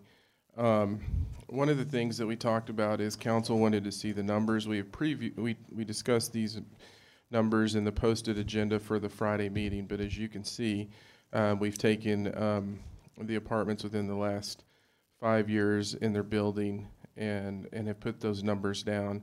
As we discussed with council, there's essentially two average overall densities that we're looking at. One is 26.2, which is the average density for all of the units. The other average density without specifically those in the MUD zone, which is the mixed use downtown zone, is 20.99. At this point, turning it over council because we will need direction, and we will also need to understand if council wants to do this, we'll need direction to do it, and then what number the council would like to put in terms of a cap. So we talked last time about 20 to 21. I prefer 20 only because it's an even number, but I really don't care. And so do we have any, Councilmember Martin? Thank you, Mayor Bagley. Can I just clarify something? When you say a density cap, we're not saying we want to cap the density so it can't get any higher. What we're wanting to do is cap the number of units that are subject to fee in lieu, so that more density is rewarded by not being subject to fee in lieu. Correct? Thanks for the clarification. Yes, that's correct. In the conversation with council, is density is one of the things that council is indicated that is important to them as they look the future development of the community. And so based on what we heard is we took this number and we're basically, the way if council directs us to do this would be designed is to say you would pay up to X number of units in the density that you all direct. So if you chose 20, you would pay a fee in lieu or a derivative of what you have to do in the ordinance equivalent to those 20 units. If you built in excess of those 20 units, then there would not be a cost on those units. So if you built 30, you would not have a cost on 10. So you are correct. Councilmember Waters?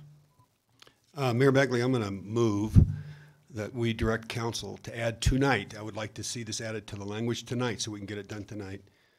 The language that I think's been drafted, or something that could be drafted, that would limit the application of the fee in lieu to the first 20 units per acre for apartment rentals, and that we would cap the number of units to which it would apply to the first 20, and every unit beyond that would not be subject to the fee in lieu. I would second that. Mayor Pro Tem? I would oppose this, but I realize I'm probably the only one. I don't think it is wise to vote on something that we haven't, and have it put in tonight when we haven't even seen the language. I would suggest that we go with the alternate suggestion that we bring this back as an amendment to be considered in January. That seems to me the most prudent way, since we would be voting on something we haven't even seen the language of. Councilmember Martin?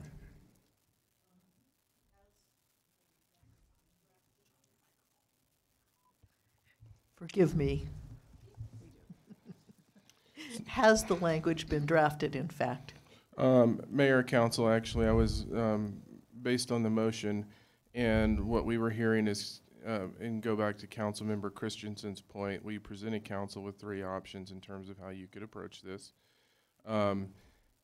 We were also hearing council indicating that they wanted to finish this, and so we took a stab at some language in the anticipation if this were to come up.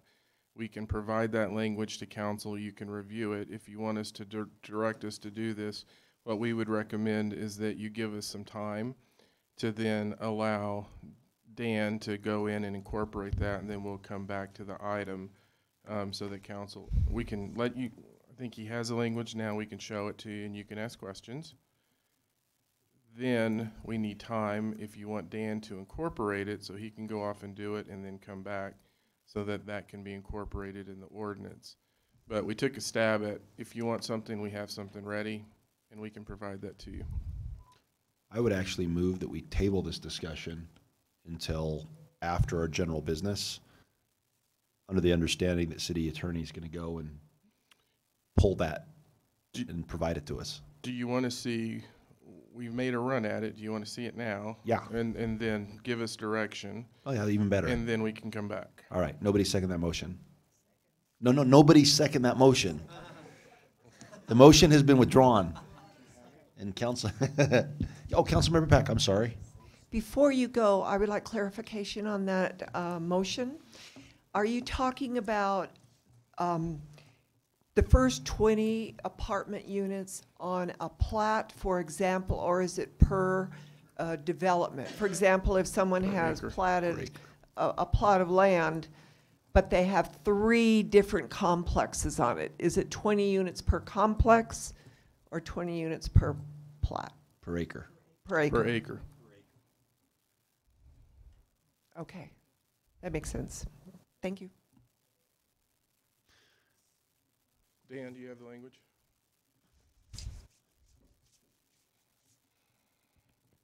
Superhero music should be playing or something, Dan, right? Thanks for having this ready for us, by the way.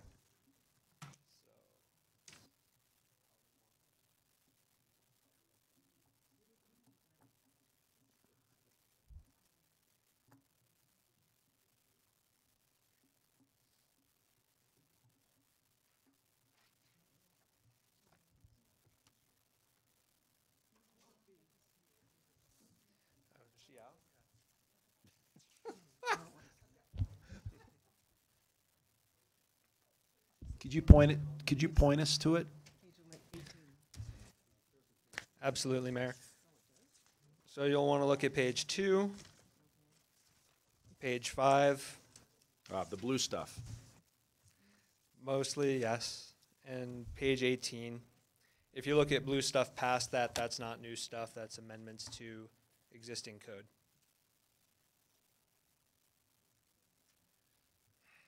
I'm also mindful that the audience doesn't have this, so if there's anything you'd like me to read aloud, I'm happy to do that. We're also passing some copies around. Could we just make sure that members of the press have a copy? Specifically, the Longmont Observer and Times Call? Thank you. All right, if we could just not even take a recess, because then we'll get noisy, but if we could just all sit and have a couple minutes of silence so we can read this, that'd be great. The rest of you can pray, says Mayor Pro Tem.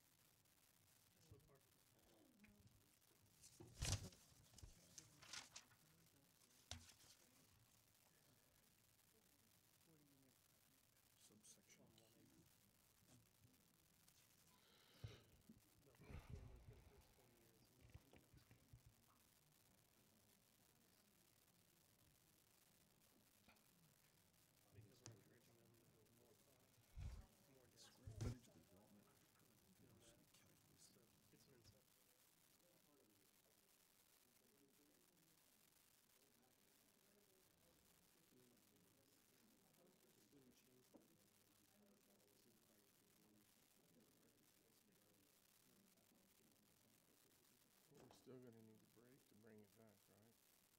Not necessarily. If they don't want any language changes, if they just want to insert 20 for the X, that's specific enough, we can just present it to the mayor for signature. If they just take this language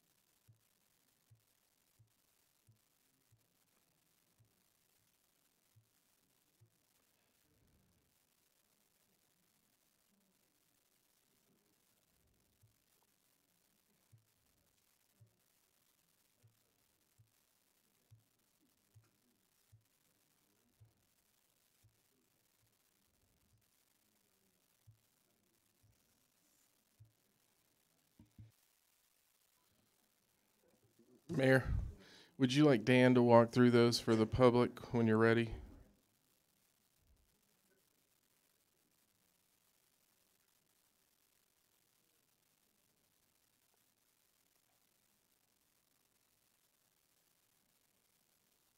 I think we're okay. I think does anyone have any questions, or did you all read it and understand it? And if you didn't understand it, that's okay.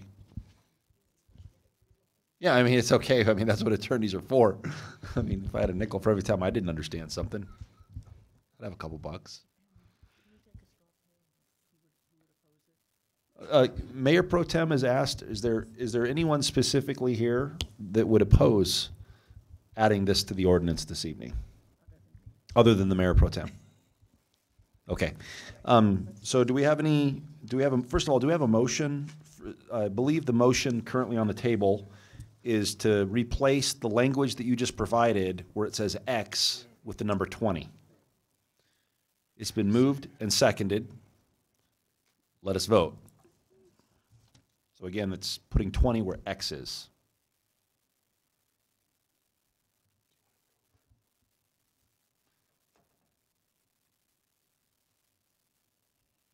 All right, that passes unanimously. Do we have a motion to substitute the language in this particular ordinance? All right, it's been moved by Councilmember Martin. The motion, which is currently on the floor, is that we are replacing ordinance 2018-51 as provided in the packet with the language that is now provided by the city attorney's office, specifically in section 5. I take that back. Actually, page 2, line 10 through 21, page 5, line 5 through 10. Thank you, Mayor Pro Tem. And 18, line 14 through 17, in addition to the other miscellaneous little blue words subsequent to page 18. And to substitute all of that for the original ordinance presented to you. Correct. All right, there's a motion by Councilmember Martin, and it was seconded by Councilmember Peck. Seeing no one else in the queue, because I don't read it, because it says voting ended on my little screen, but I'm assuming there is none. Let's vote.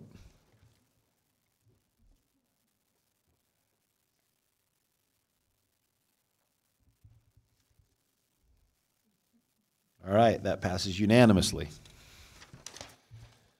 All right, do we have a vote, or do we have a motion for ordinance 2008, do we have a motion to pass ordinance 2018-51 as amended? Oh, do we have to have public hearing? Well, technically we already had it, but let's go ahead and have public hearing, because I know that there's a list of people who would like to speak. All right, so Natasha Hubbard.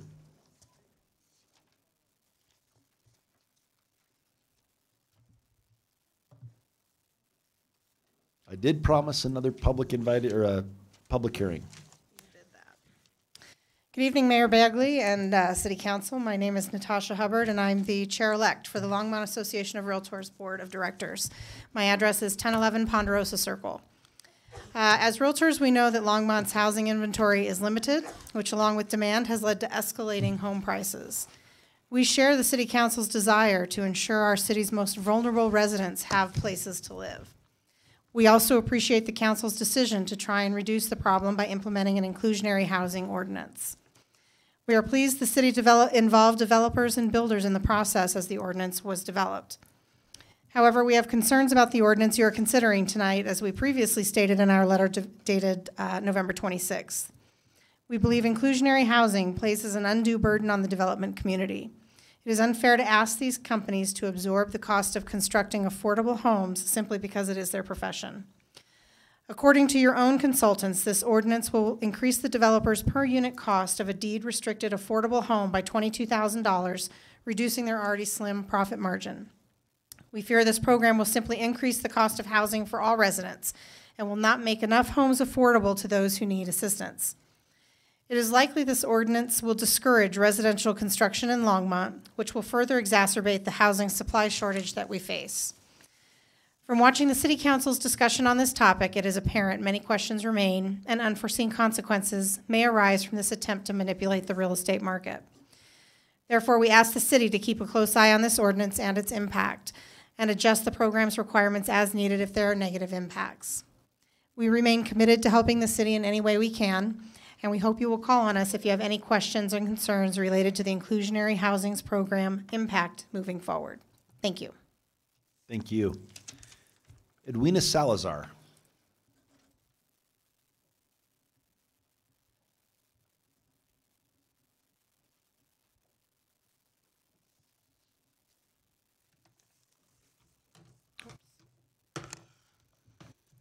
Good evening, Mayor Bagley and members of City Council. I'm Edwina Salazar, and I'm the Executive Director of the Hour Center and at 220 Collier. I want to point out a resource that's available now to you to understand the financial stress that our Boulder County, our Longmont residents are experiencing because of the high cost of housing. The self-sufficiency standard of 2018 was released today by the Colorado Center for Law and Policy, and it is available on their website, as well as the self-sufficiency-standard.org website. The results of the standard released today show that Boulder County has one of the highest rising cost of living in the entire state. It rivals the resort communities. And from, let's see, from 2001, the cost of self-sufficiency for families, for families with one adult and preschooler age, school age, was $79,000, and in 2001 it was $45,000.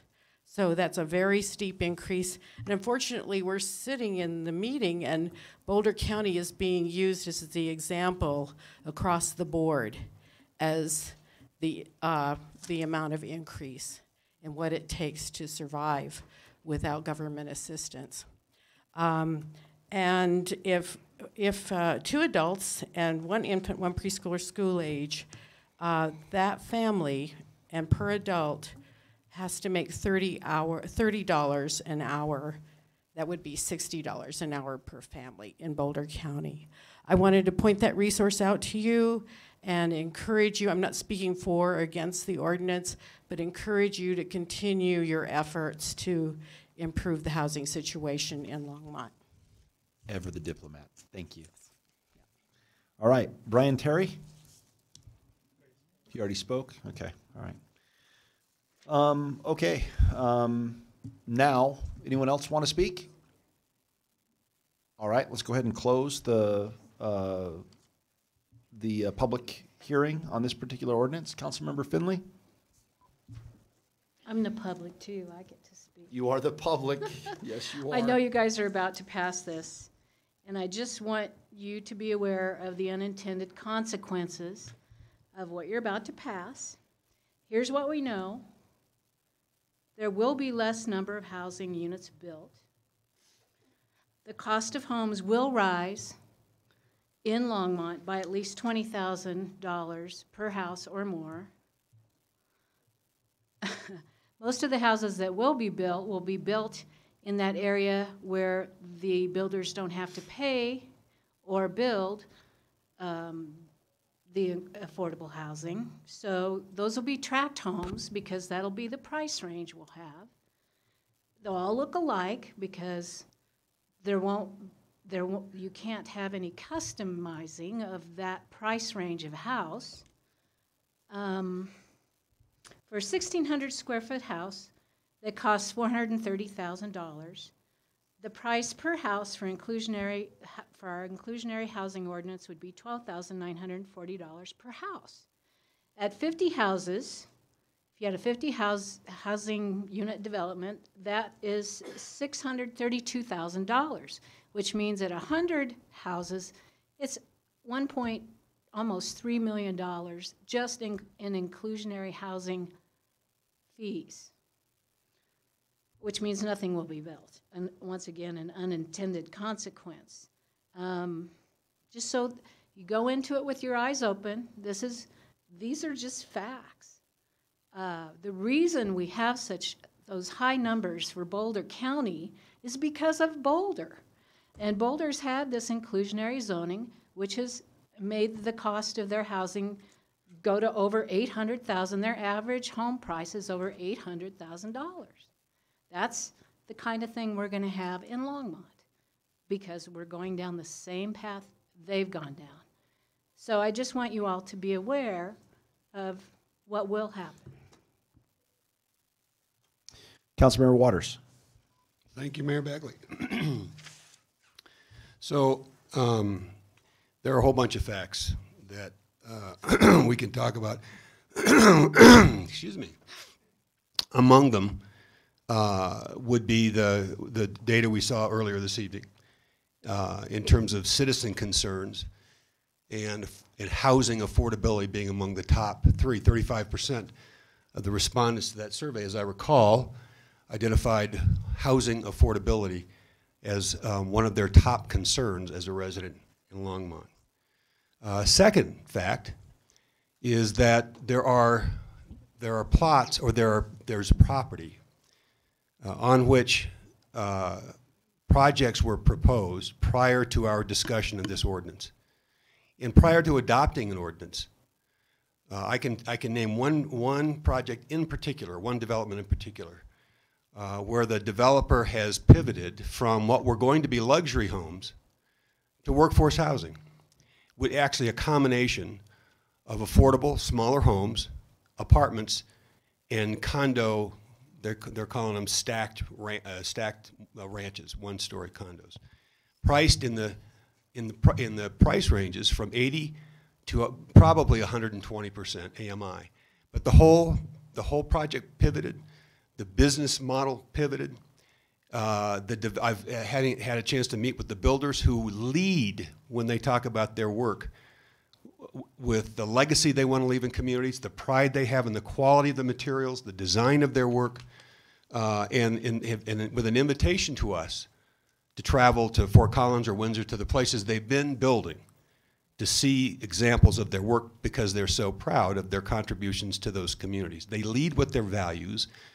They lead with the quality of the work they do. For me, in listening to a builder, they kind of had me at what their legacy should be. So among all the facts, we know there's a need. We know that there are builders in this community, current builders and new builders in this community, who believe they can turn a profit. They're not walking away. They understand this ordinance and they're committed to the community, and we will see product in the marketplace. Third fact, we started this conversation, maybe June or July, one of those conversations, with our commitment to monitoring the effects of this ordinance. That it's not one we're going to pass and walk away from and look at in 10 years. We're going to stay on top of this and make adjustments as we have to as we go along. And I guess the last fact is that while I read what others write about affordable housing and where it's worked and where it hasn't, I can't help but read those and wonder what were the specifics? What was the payment in lieu? What do they do with impact fees and when they're paid? What do they do with water rates? What do they do with all the things we've wrapped into this package? This is not just an ordinance. The ordinance is one key instrument tool in a larger set of tools that become a package as part of a housing policy and a housing program. So I don't know what happened in fill in the blank city X, but I'd be curious to know where it worked or didn't work, and if whether or not they had done what we have done, and whether or not their tools were as robust and as thoughtful as ours. So we're not walking away from monitoring and holding ourselves accountable. But I think if we're going to have this story about facts, we need to get them all out there, because I think we've done a heck of a job. And I respect everybody's views here, but I think we've done a heck of a job of listening well to the development community and being responsive to what we know is a growing need. It's not going to get any less in this community, and I think we are about to pass an ordinance that I'm just guessing that 2 years from now people are going to come to the city manager and say, how did you do that? And how could we do the same thing in our community? Point of order, that's assuming Harold's still here.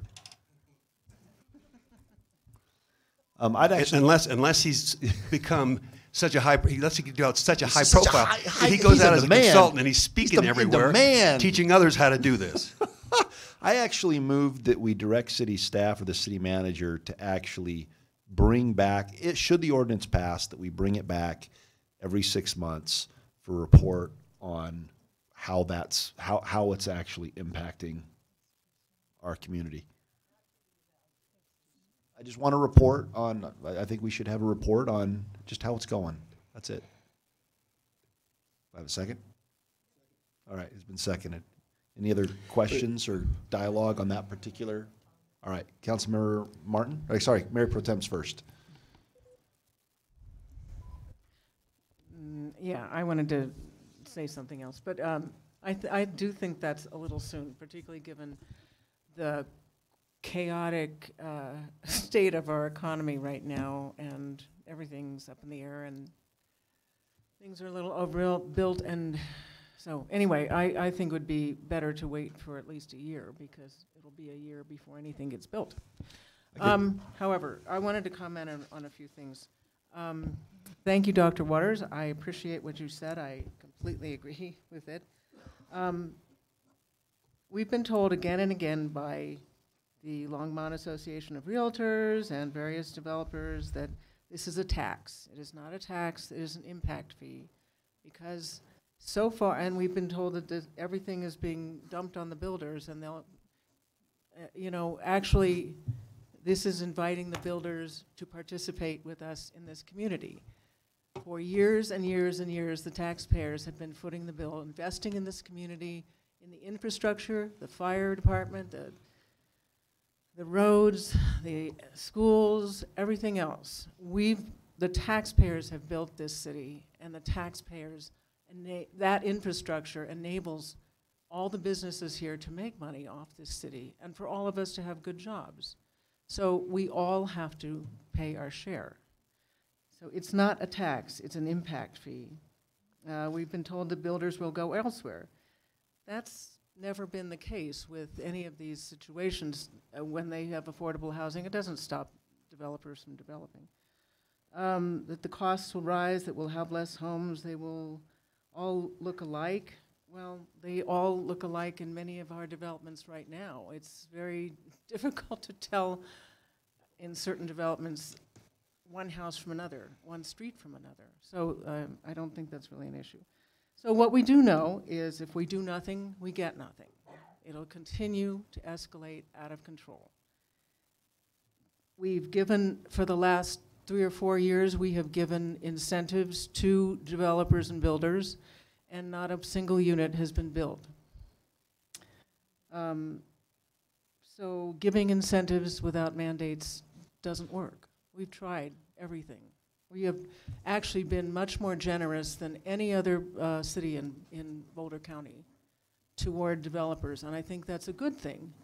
But these offsets will make a difference in what they shell out, and that's a fair thing to do for everyone. So I like Dr. Waters' statement that that there are certain developers who lead with their values. Those are the kind of developers we want, and we want a fair floor for all the developers and builders instead of just a few very big ones. And so this helps create a bit more of a fair base for everyone, I think. And I suggest we pass it tonight, now, finally. Councilmember Martin. Thank you, Mayor Bagley.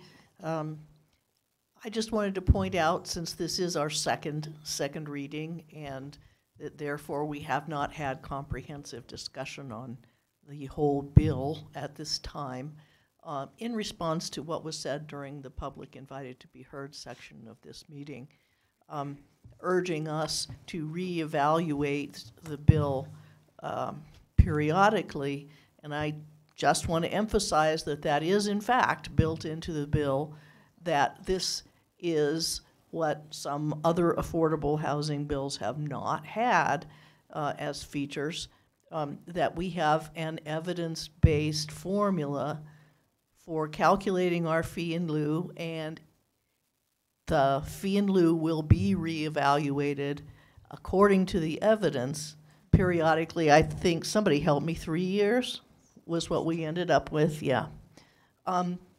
So we're doing that. We've done our level best to craft a bill that will adjust itself to changes in the economy and changes in the needs of the community. You know, I think that's an important feature of it, and I want everybody to understand that that is what we've done. Thanks. All right, so there's a motion on the floor, and it's specifically, just to recap, in the meantime, every 6 months, you'll bring back a cost-benefit analysis on just how it's going. That's it. Correct, and we already are working with our resident economist on some more detailed statistical analysis on this.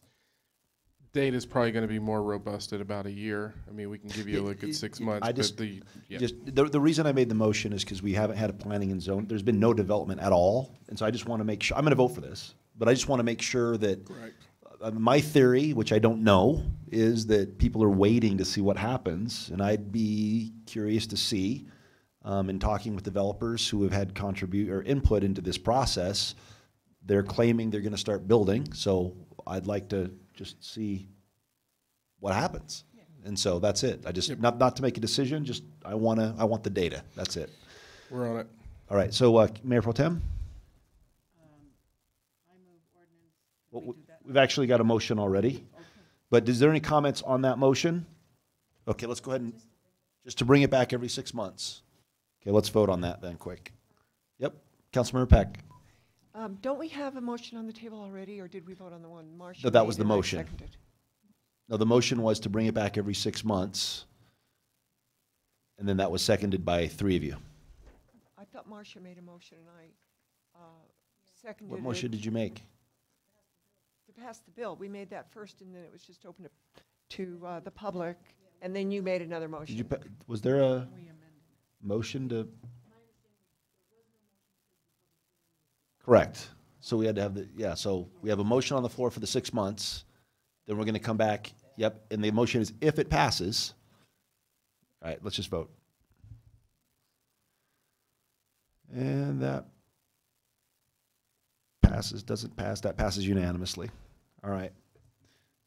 Do we have a motion? Want to make it? It's kind of like do you want a motion to pass the? I move. Hold on 1 second. 1 second. What? Hold on 1 second. Yeah, let's let Mayor Pro Tem do it because okay. she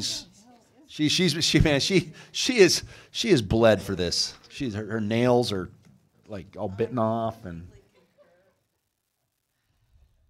I move that we finally. Turn on your mic. I move that we finally pass the ordinance, that we pass ordinance ordinance 201851. All right, it's been moved and seconded. There's nobody in queue, so I'm just going to say my piece, and then that'll be it for this. So I had somebody come. So I'm going to be voting for this tonight, and I've got my concerns, but I'm willing to see what happens, right?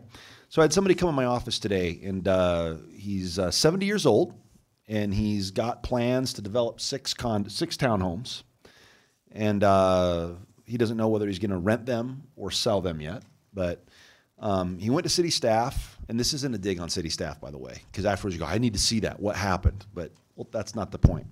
So he went in and wanted to get his numbers right, and so back in January, he was told that the total fees would be $43,014.70. No, total for the 6 condos. Then he was told a few weeks ago, not including the inclusionary housing costs, that the total is $138,207. And then if you add on the $790, it's $66,360 for a total of $204,567.86 just in fees to build these 6 units that are ultimately going to sell for $290,000, or he thinks.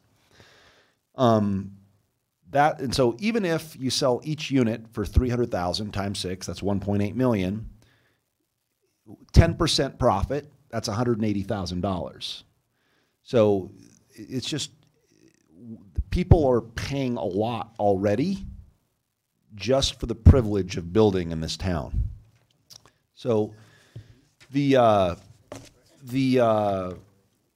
so I'm glad that we're going to look at it every 6 months. But then again, the reason I'm willing to vote for this, and I'm going to give it a shot, is because this is not an inclusionary housing ordinance like they have in San Francisco or Aspen. This is unique because it gives you options. Option A is, if you want to treat it like an inclusionary zoning ordinance, you can go ahead and build your affordable housing in your development and include them in your overall development. 2, if you don't want to do that, you can just write a check for $7.90, which is evidence-based on what we think, what we hope will actually result in the developers and new home buyers being able to afford that. Because, Councilmember Finley, you are right. It will increase, for someone, the cost of that home. Developer, new home buyer, the builder, someone will pay for this, right? But that's okay. We'll see what happens. And that $7.90, again, that $7.90 was evidence-based. And even then, if you're willing to build in the middle tier, workforce housing, and we can argue on the definition, but if the AMI is between 80 and 100%, you don't have to pay anything, inclusionary or fee in lieu, and you pay a substantially reduced rate between 100 and 120%, right? And then if you're going to rent, it's only $1.90, and it's now capped at 20. And last but not least, there is the catch-all, where if you were somebody like Cotton Burton and you went to Kimberly McKee and you said, we want to build apartments downtown, we think it's going to revitalize downtown, it's going to revitalize the city. If you come up with a plan that will benefit the city, you can negotiate with city staff and have it approved by city council to make adjustments to make sure that your units will be built. So I view it as a buffet of housing options that I think that economics, Councilmember Finley, I agree with. But then again, I think that with reality and the amount of time and thought that we put into this, we've worked with the developers. We got their input. They're developers who own the land, who want to build the projects, saying, with the numbers we've come up with, we will still build. We can make it work. It will work. It's worth it to us, and we're going to make this work, and it'll be profitable. And so I have cautious optimism, and if it turns to pessimism, we're going to be revisiting it. So I see upside, protected downside. Why not? That's where I currently stand. So I'm going to be voting for this. Dr. Waters? I don't want to be too picky, but go ahead and be picky. Go back. What was the price point on that example of those 6 condos you were talking about? $300,000. So I think that's right smack in the sweet spot in terms of 80 to 100 per day. Stay with me. What was the payment in lieu you calculated on that? I used the $790. What was the number? Okay, I should. If I say 400,000, that 1.8 million or that 180,000 just went up by 66,000. So that 10%, because you didn't have to pay the payment in lieu. I know it was just an example. My point is, it doesn't, you could argue that 300, okay, if I said 400,000, then it gets worse, my example. My point is that you gave us an example that's right in the sweet spot of what we've been trying to work on. And you know what? And bless his heart if he can actually do it for that. My point is just math, 10%. Whether it's 400,000, 500,000. My only point was that Councilmember Finley has a valid point that it will impact pricing for someone, but the question becomes how much. I think that we did a good job mitigating her concerns, or the concerns not your concerns, but the concerns you raise, and I'm hopeful that it'll work. I think I share those concerns as well. I just want to make certain that the example. I retract my example. Okay, thank you, Dr. Waters. Don't argue math with your old school district superintendent. That's the lesson to all you kids at home. Stay in school. All right, we have a motion. Mayor Pro Tem? Well, I was going to point out the same fallacy of your example, but I'm voting for the ordinance. And I do believe you do see all life as a buffet. Yes, all life is a buffet. Life is. All right. But that is actually the point here. Is we do sort of want a buffet. We want developers and builders to have many, many choices in joining our community, so that their money making does not impact the rest of us, so that they're actually providing something they can be proud of, as Dr. Waters was talking about.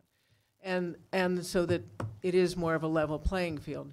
And this ordinance is only one of many, many, many things that we can do, large and small.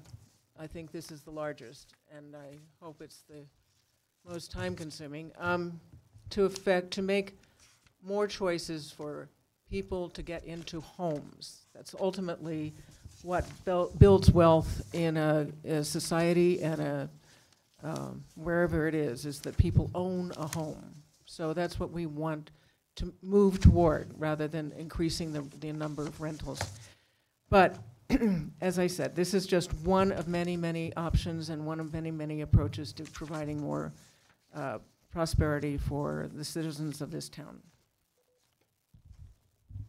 Let's give Councilmember Finley the last word. I just want to point out a couple of things. Mayor Pro Tem keeps saying no affordable housing was built with the incentives. That's not true. We have 400 units, over 400 units that were built because of our incentives in the last 2 years. I've yet to see, and I want to find, and I've searched for an example where inclusionary housing ordinances such as ours have worked and haven't increased the cost of housing and haven't driven away developers. And I've not found one. If I'd ever found one that worked, I would maybe be more willing to embrace it. I do think ours is better than most, but I'm still not seeing how it won't have those effects that I mentioned earlier. We were going to give her the last word, but Councilmember Martin wants to have the last word. And then Mayor Pro Tem wants the last word. Oh, no. It's only 9:45. We're good. This is not what you'd call a last word, but it is picking a nit. Nobody said that this would not make housing prices go up for some people. I think that should not be true. And from my experience in the private sector in other industries, it is not true.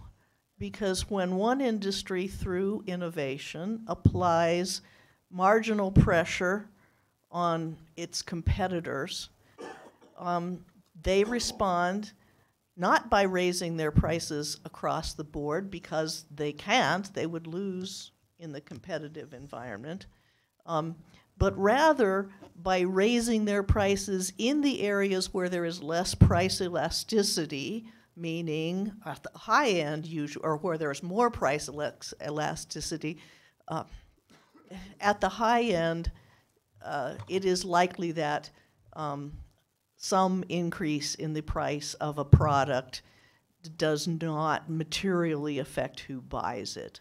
On the other hand, in the what we like to call the middle tier, then an increase in the price of the product does affect who buys it and how many, and that's why we have reduced price pressure on the middle tier.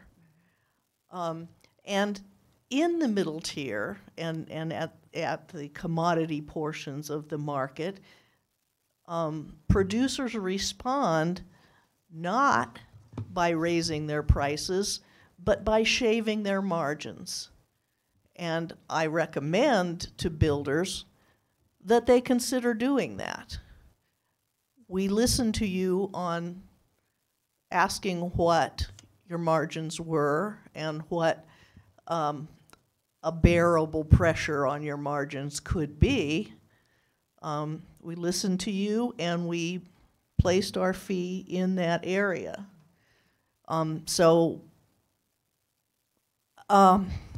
This is a $10 bill.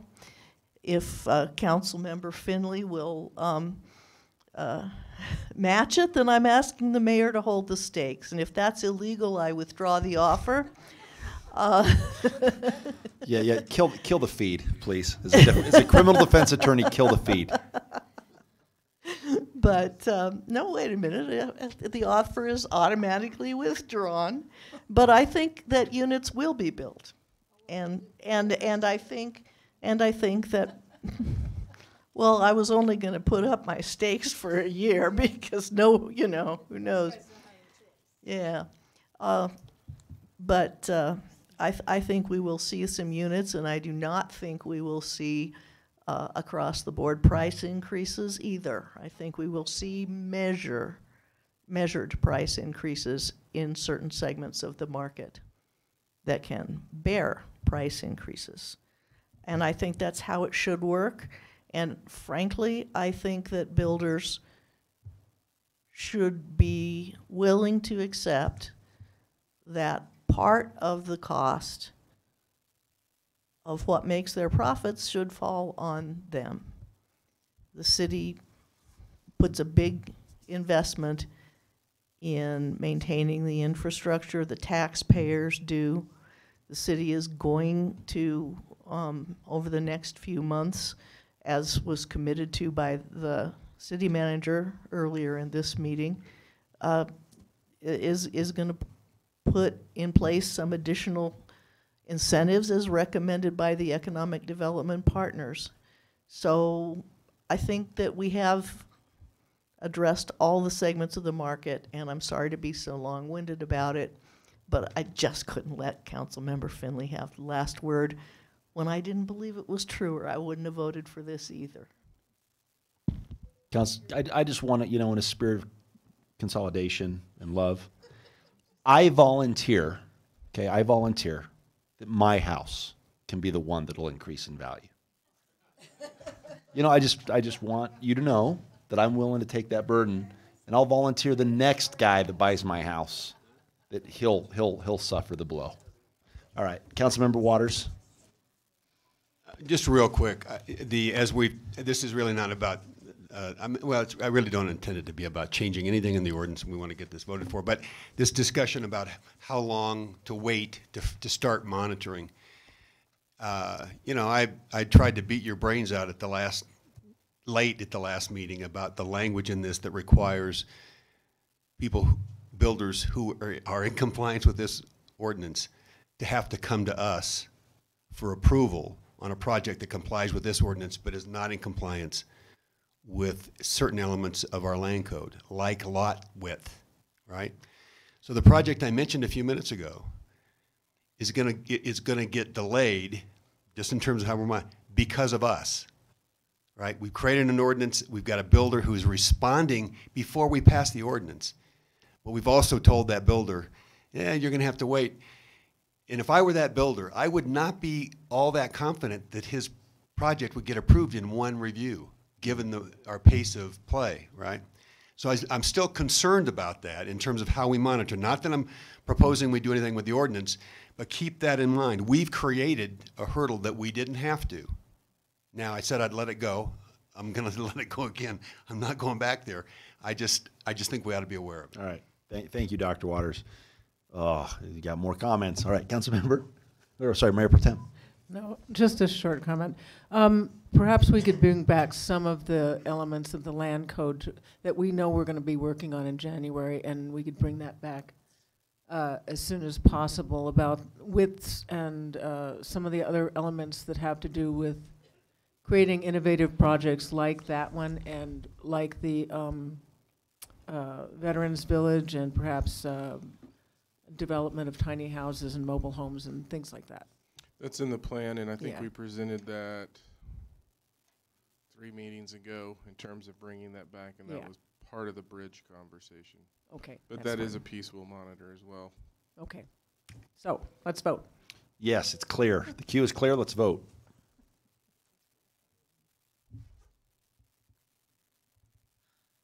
Mayor Pro Tem? All right, that passes with Councilmember Finley voting against, but we still love you, Councilmember. All right. Okay, given that, let's go ahead and move on to that which was pulled. Dr. Waters, let's talk. Can't find, oh, there it is. Why'd you want to pull number 80? Yeah, do I have the floor? You do. Yeah, I need to scroll back up to that item so I can get to my notes.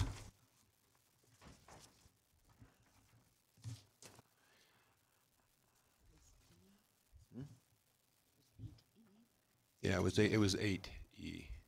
So this is real quick. And I had a chance to chat with Dale about a little bit about this earlier this morning.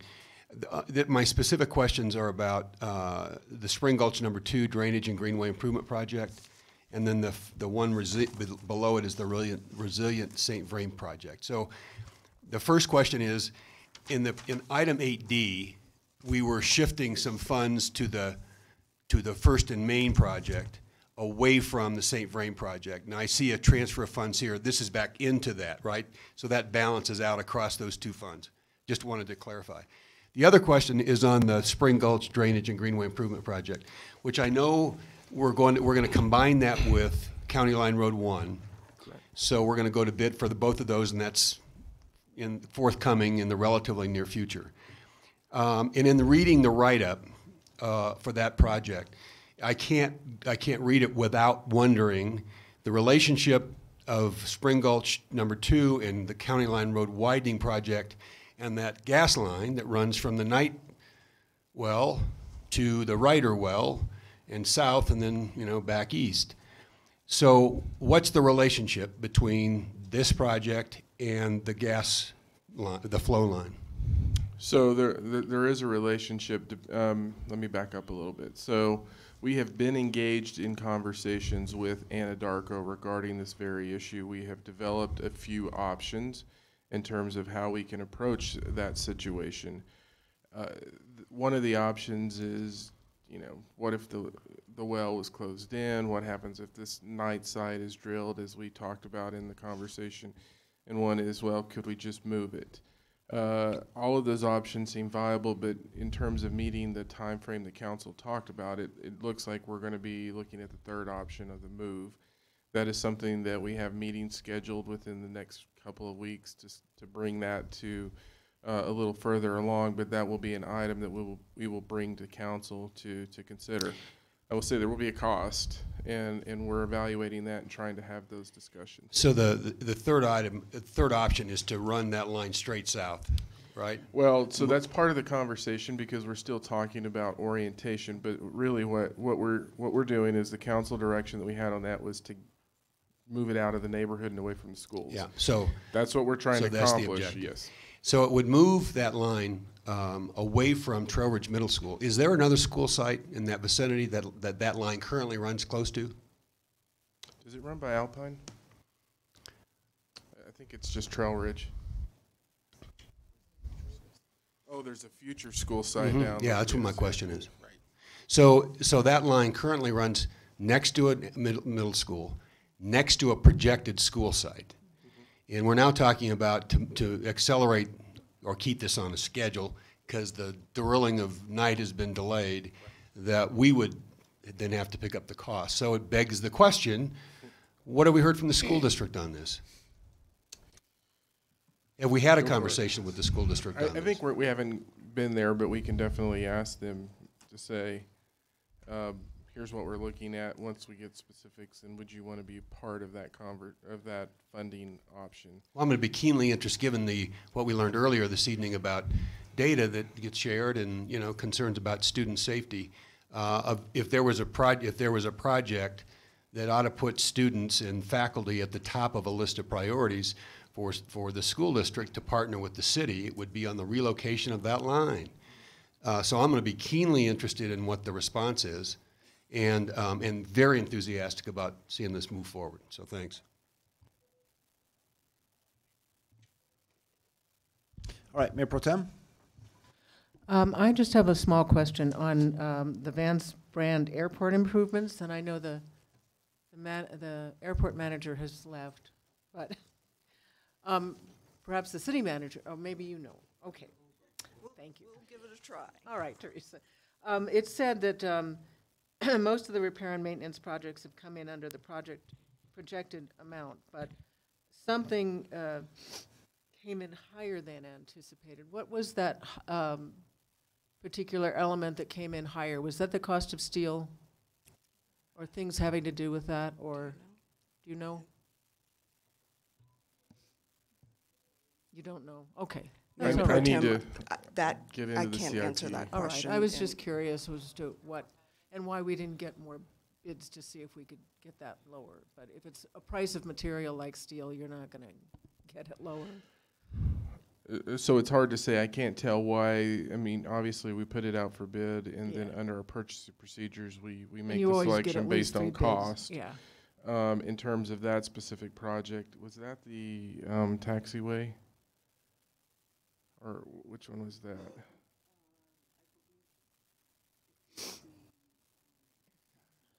So that was probably embedded in what we're seeing just in general construction costs going up. Okay. But we can definitely look at that and provide you with that information. All right, Dr. Waters, do you want to make a motion? Yes, I do. All right, I knew you would. I am going to move, let me get back up to the ordinance number. Oh, to item 8D, or 8E. 8E. Oh, I'm just going to move item 8E, the acceptance of 6 capital improvement program amendments approved by the city manager. I'll second that. Let's go ahead and vote.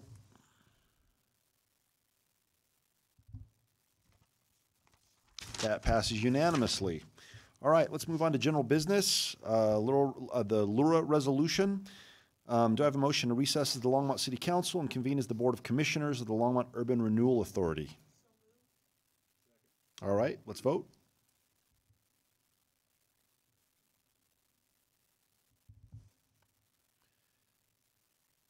All right, that passes unanimously.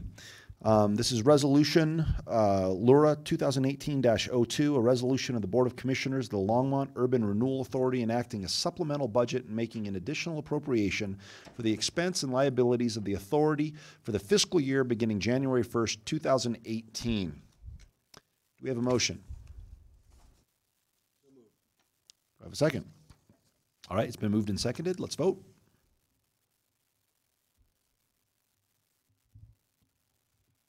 That passes unanimously.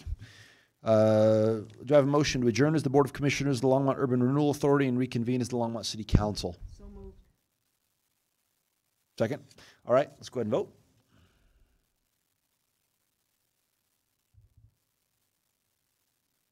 All right, that passes unanimously. Before we are, yes, we are us again, says Councilmember Martin. Does anyone have any comments regarding 11C? Can we have a motion? And then we'll go back to B. But let's go to C real quick. Regarding the approval of the 2019 City of Longmont Water Principles, Colorado Municipal League Policy Statement, and National League of Cities Priorities in preparation for the 2019 state legislative session. Mayor Pro Tem? right. Councilmember Martin. I believe this assistant city manager has a presentation on this matter. Yeah. I thought you were asking us to Oh, no, I was zoom just. right past it. No, Mayor Pro Tem came in and then you came in. We're going over, I'm skipping number B, the consideration of 2019 city council meeting schedule, because that tends to get pretty loosey-goosey and talking, and I want to just deal with this issue of business before we move on to B. So yes, I did skip B. It isn't going to be short. That's fine, but we'll wrap it up with B anyway. All right, thanks. Sandy Cedar. Thank you so much, Mayor. Sandy Cedar, Assistant City Manager, and also your lobbyist. You just need to come down a little bit. Is that better? Okay. We'll see in a second. And in front of you today, we have a couple different pieces. Every year, I ask the City Council to approve the CML policy statements as our own, so that it gives some guidance on what we're going to lobby at the State House every year, as well as the National League of Cities, so that we have some ideas of what we want to make sure that we're pushing on the federal level. And finally, from way back when we had our last drought, the Water Board has asked for us to pass some water principles that go along with our legislative priorities. There are no changes to the water principles this year, but we still feel like it's a good idea for us to pass those as guiding principles for legislation. The reason that Harold asked me to do a presentation today was to give you an idea of how the legislative process actually works. So I want to break that down further. There's a little bit in the council communication, but I'm going to break it down a little bit farther, so that if there's some feedback that you all would like to give me on that process, I would be thrilled to take that today. So first of all, what I do is I work through a website called State Bill Info and read every bill that comes through, or at least read generally every bill that comes through. Some of them are really obvious that they're not meant for us. But I read them, I pass them on to city staff so that I can get expert opinion on whether this is something that's going to affect Longmont a lot or a little, or both good and bad. And I also compare those against the CML and NLC principles. CML, we also pay. They have lobbyists that go down and talk, speak on behalf of all cities. But the City Council several years ago directed for me to kind of double check that work, so to speak, and make sure that I'm also looking from a Longmont perspective to ensure that the council's priorities are also heard in the State House. So that's why I also look at those. I listen to what CML is saying. I send those off to the staff and listen to them. And if it goes one way or another, then I bring back to the council. Council over the last 5 or 6 years has given more and more specific direction around what that legislative process looks like. So once upon a time, I used to just kind of speak on general business around the legislative update every week. And what that has turned into is really making sure that we notice what's happening with these different bills. And because your packets are delivered to you a week ahead of the actual meeting, sometimes that means that legislative positions aren't taken for up to 3 weeks after a bill is introduced. I often will wait until committee has passed. 80% of the bills will die in committee. So oftentimes I'll wait until after committee. And the tie to the council work plan for this session is that I'll be making sure that I watch those bills that either align themselves or are detrimental to the city council's work plan. So in the past, we have not taken positions on some of the early care and education bills. This would be a year that I would bring those to you for your position.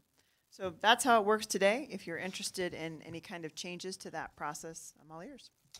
Other than if no one has changes to the process, what else do you want us to do tonight, Sandy Cedar? I would love for you to approve the water principles, the Colorado Municipal League policy statement, and the National League of Cities priorities.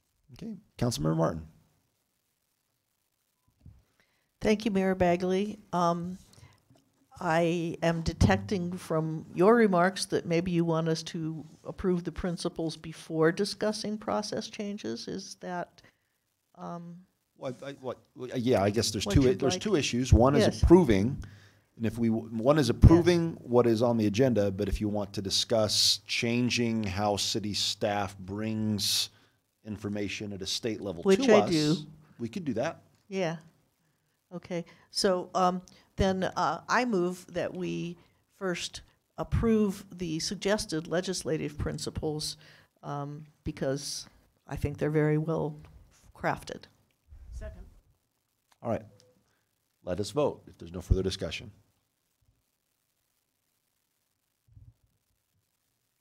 And that passes unanimously. All right, let's move on to item 11B. Just kidding, Councilmember Martin. Councilmember Martin. Thank you, Mayor Bagley. I would like to point out that there are a couple of things that are different about this legislative session and about the council. One is, as the assistant city manager definitely pointed out with a good example, that there are categories of bills that mean more to us than they did last year. And so I think that's really important. And the other observation is that because the same party holds both houses of the legislature, that fewer bills will die in committee, and that of the bills that come out of committee, more of them will have a chance of passing all the way into law. And so I think we should be able to take a position as a city on more of these bills, because it's one thing when you know that one house or the other is going to kill it anyway, and it's another when a couple of cities weighing in on the bill might in fact make the difference between an up or down vote in the of the full chambers. So I am interested in fast tracking the process and minimizing the number of bills that take 3 weeks before we can take a position on them, and that therefore get, are debated in committee before our position on the bill is known. And I think there are a couple of things that can be done to do that. One is I would like council members to be able to be at their own request on the mailing list that goes to the city staff as well, so that we have the opportunity just to express our interest in seeing that bill before the council. And then the other thing is I know that Sandy has some means for fast tracking bills. So I'd like to hear that explanation a little more, and make sure that we understand what the process is, and then perhaps move to go to the fast-tracked procedure this time. Absolutely. Mayor Bagley, Councilmember Martin, there are a couple different options that you can use in order to fast-track these kinds of bills. The first one is that if we have a standing item on each agenda and there are bills to take, then we can always bring those. I've consulted with the city attorney's office, and as long as we post which bills we're planning to take 24 hours in advance in our designated posting spots, they really felt like that probably would work. So what that would mean is that I wouldn't necessarily know what those bills look like until even potentially the Monday before the Tuesday meeting. But once I get to that point, then I could bring those on a regular basis. Or at least that's the way it works for regular sessions. For study sessions, if you wanted to also include a regular kind of weekly agenda meeting or agenda item on the study sessions, that would also be okay. Except in those cases, if you wanted to take an official position, you would have to suspend the rules of procedure to do so. There's some other ways that you can do it as well. We can just stick to the regular sessions. We can, there will be times where there's a bill introduced on a Thursday. Thursday is an introduction day. And we'll have a committee hearing on a Monday as we get kind of later into the session. Mostly it's Monday and Wednesday. But it does happen where sometimes there's a committee on an introduced bill before you even meet. In those cases, I'm not sure how to necessarily do that piece. But so there's no guarantees. There's just a statistical improvement. Right. Yes. And then the other thing I would suggest is that council members are always welcome to go and testify on things that are near and dear to your heart, as long as you're explaining that it's your position only, unless the city council has taken a full position on it. So there's lots of different ways. You could limit it to regular sessions. You could ask me to post it 48 hours or 3 or 4 days or 24 hours or whatever that looks like for you all. Mm-hmm. Yeah, well, I would like to move that we adopt the fast track suggested of having a weekly legislative agenda item to give us the opportunity to do whatever is necessary to make a resolution on a bill.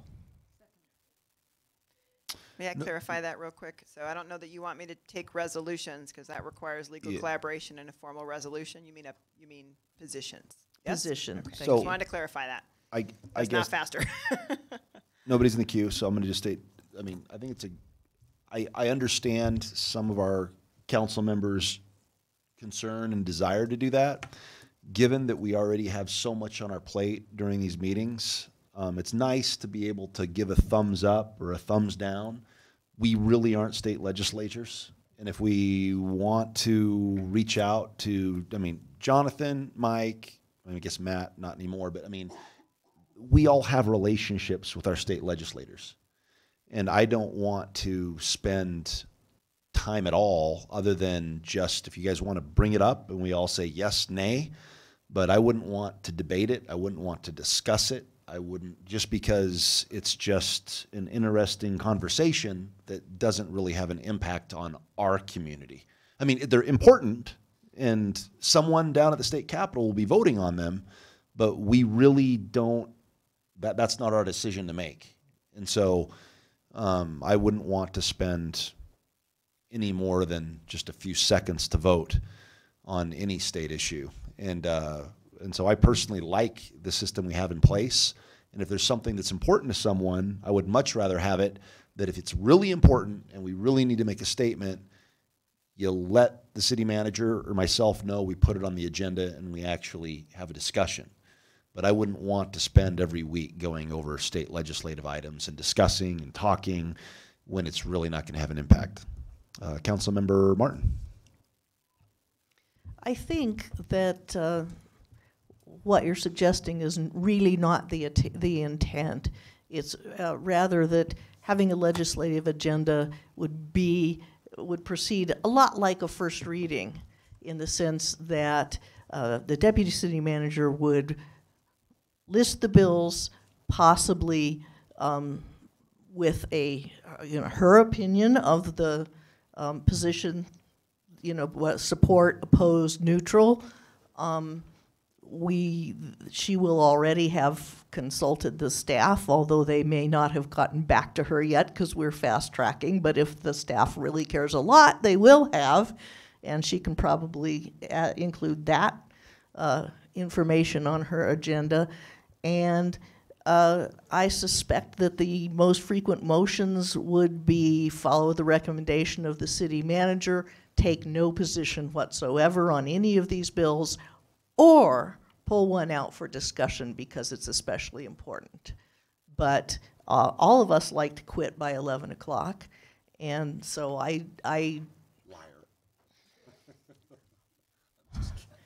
sometimes this is like sitting next to a schoolboy that has... No, it is always just like sitting next to a schoolboy. Anyway, I see our legislative expert nodding, like,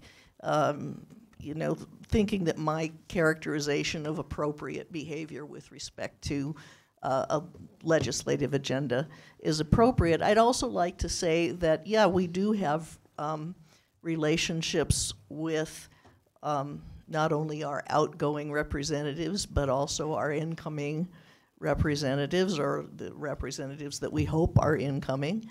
And they really like it when the city takes a position on bills, because it really does make a difference in terms of the understanding that the legislature can come to about them. So I take that obligation quite seriously.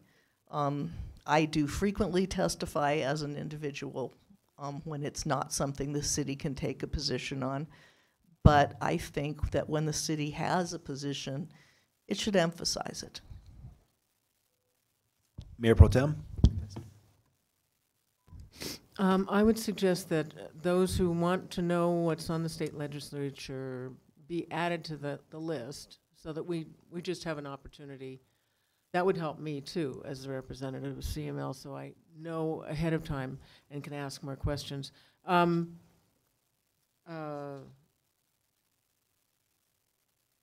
don't think it's a bad idea to have it on the agenda as a standing item, whether we use that or not. I mean, half the time we never use, for instance, the attorney speaks. The attorney doesn't usually speak, and sometimes the city manager doesn't speak either.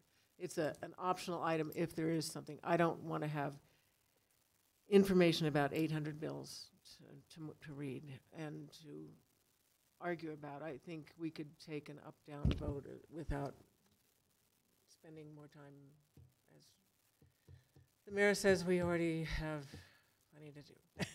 But it's better for us to be informed about what's going on a statewide basis if we want to. What about just putting it in the packet for every week? You can put a legislative update in that if somebody, maybe that way we know when we're aware of it, so we don't actually have to always talk about it, but maybe we just, pull the ones that are important to people. Councilmember Martin, what do you think about that? I think that's what we're suggesting. That's it. It'll be listed on the agenda, but we wouldn't take. We wouldn't need to take the items separately. Is that correct? I don't want it on the agenda. I just say it. Sorry, go ahead.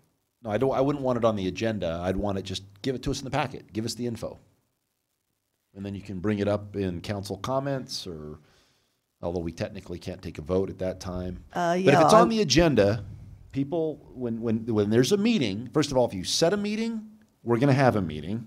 And if we set a time for a meeting, we will fill the time of that meeting. And if it's on the agenda, we will spend time talking about it on the agenda. It's just the way how humans work.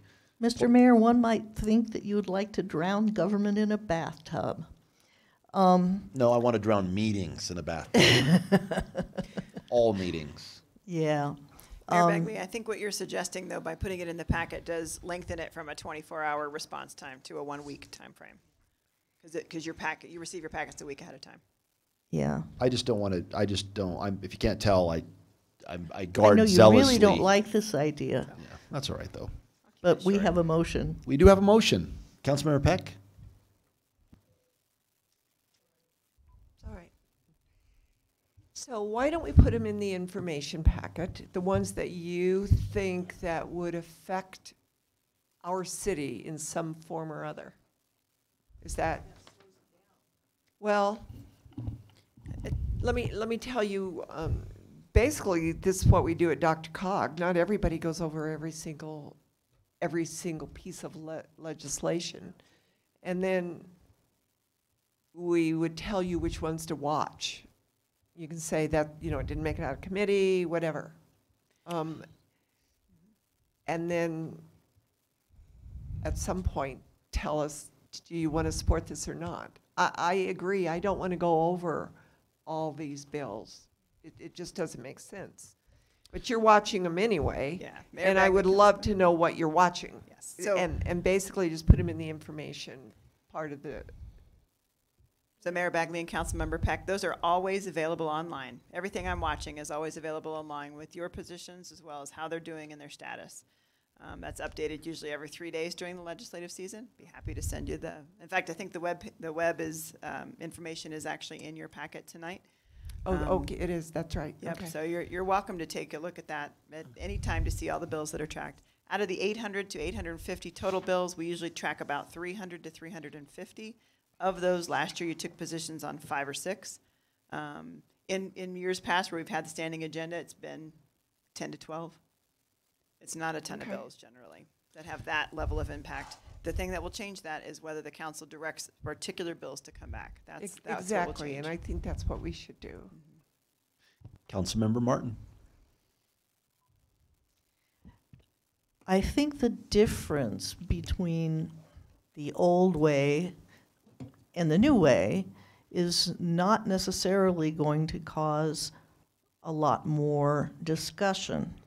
I think that what the deputy city manager is proposing, or actually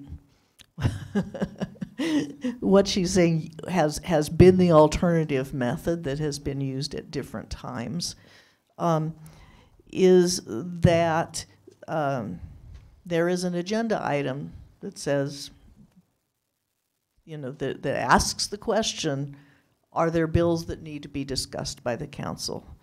And those bills can go on a list that will be posted as little as 24 hours beforehand so that the council can look at it.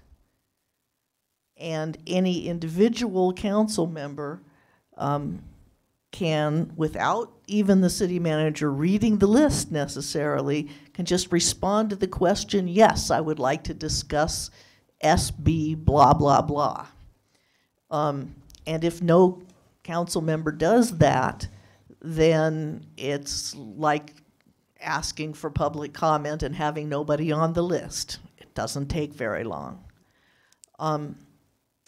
But what this mechanism does is make sure that because of timing, we don't miss bills. I mean, it could still happen, as she pointed out, occasionally that we might miss a bill that we would have really liked to discuss and be able to weigh in on the council. For example, this city really cares about state-level oil and gas legislation, and I think that there will be a lot of people in the city who'd be pretty unhappy with us if we didn't weigh in on an important one that was going to change the way oil and gas is regulated at the state level, because there are a lot of Longmont residents that are pretty frustrated with the whole business right then.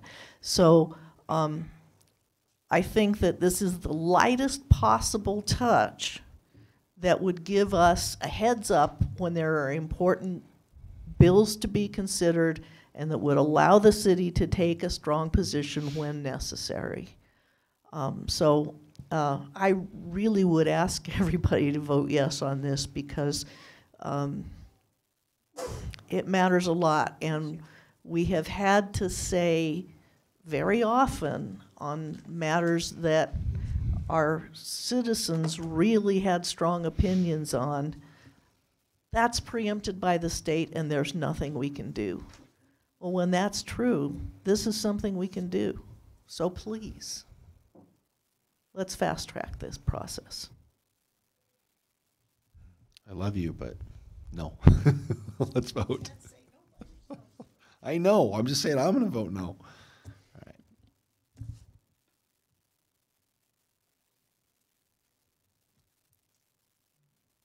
Well, we're still waiting on, it's 3-3. Mayor Pro Tem, it's up to you.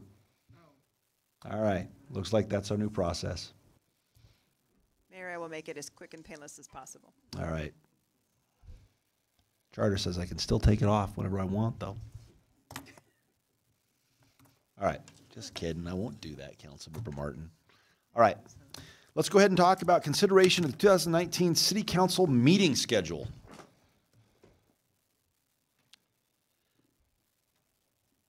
Me again. Sandy Cedar, Assistant City Manager, and you guys have decided January, so we're going to move on to February. And the question really is, are there meetings that you would like to cancel? Additionally, is there a date that you'd like to set for your retreat tonight? And so we've given some suggestions. We've put in things. The clerk's office has done a great job of putting things in, like the NLC conference, the CML conference, those kinds of things. So if we were to start with February, there are 2 regular sessions, 2 study sessions, and 2 work sessions. If you'd like to keep them the way that they are, you can do that. If you'd like to cancel or move any, that would be 4 fine. meetings. 4 meetings. No holidays. No holidays. There's President's Day is on the 18th, but that's on a Monday. Keep it the same. Mayor Pro Tem? When will we find out the Coffee with Council dates? Coffee with Council is usually the last Saturday of every month, except that we take off. No, I mean, who's how going to we be this? Wind up Once you all determine what this calendar looks Okay. like, then we'll send out something, a rotation, and then you all Okay. can switch Thank around as you'd like. Yep. Okay, March. I say we get rid of the last one. It's the 5th one. So March is always a little challenging because you have the NLC meeting and St. Vrain Valley School District spring Well, actually, break. there's 4. Never mind. I take it back. There's 4 Tuesdays. Right. So Right. we could make the 5th and 19th regular sessions and cancel the 12th and 26th, which then would handle NLC as well as St. Vrain spring break. That's fine. Let's do that. Okay. 2 meetings, 5th So- and the 19th, because the 12th and the 26th are spring break and NLC. So we would you'd have have 2 two meetings in regular March, the sessions. 5th and the 19th, 2 regular sessions. And no study session. in March. Although we could have a study session to talk about state stuff. I'm just kidding. It's late. Please keep in mind that work sessions we will then lay out as the Friday before Mean boy. that regular session. So you'll see that there's 3 work sessions on this. But we would lay it out so that it's the Friday before the regular session. That's how those would work. Okay. April, you have. So now we do have 5. 3 study sessions and 2 regular sessions. Let's kill one. Oh, sorry. I'm just Dr. Waters. Well, I know that the council has, I don't know for how long, maybe it's been forever, chosen not to meet on the 5th Tuesday of a month. And that's kind of nice to get a Tuesday night off. I get that. But there have been a couple of times this year where it would have been, we could have accelerated, especially, I mean, it's an opportunity to clear the decks, and even if you focused on a single agenda item or whatever.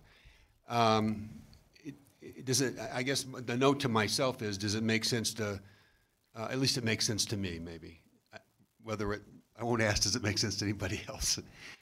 To hold these on the calendar. We can always cancel them if we don't need them. But to say this is one if we need it. If not, take it off the, cancel the meeting. Surprise. I know there's people in the queue, but I'm going to jump in. $1,000 a month. We've upped it to Friday meetings. I've got 3 kids at home. I mean, charter says 2 regular sessions, 2 study sessions a month. We're already, this council loves talking and having meetings, and I love meeting with you and talking with you, but we already go up and beyond the call, I think. At least that's my thought. So I would say cancel it. If we need it, we can put it back on. Let's go with Councilmember Peck. First of all, the work sessions aren't mandatory, so we don't really have to go to those.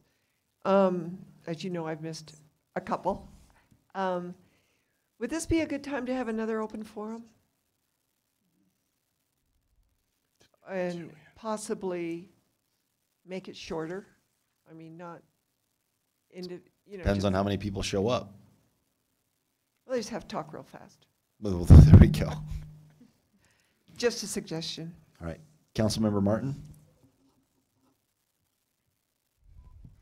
Thank you, Mayor Bagley. I am planning to take an actual vacation in April, and I was looking for the dates.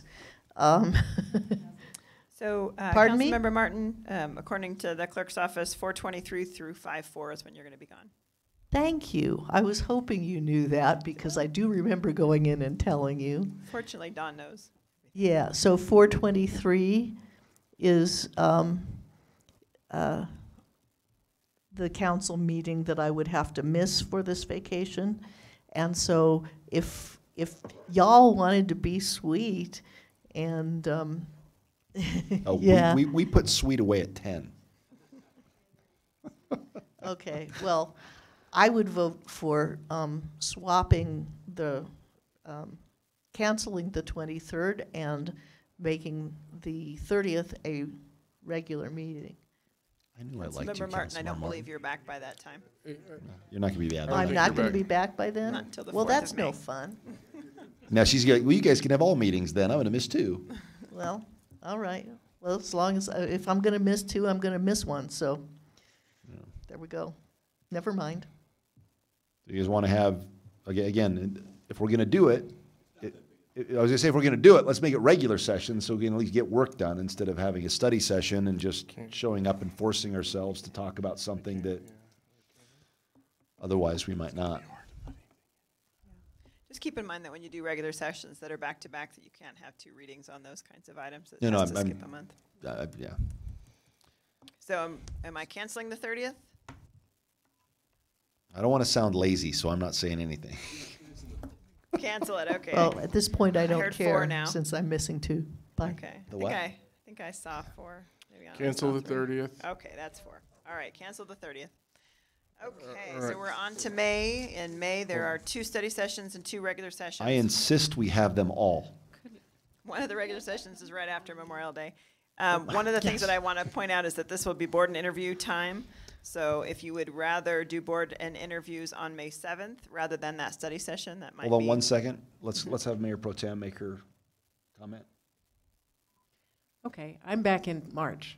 Oh. What did we decide with March? Because, see, I feel like I agree with Councilman Martin, not Martin, Waters, that we got behind by having a lot of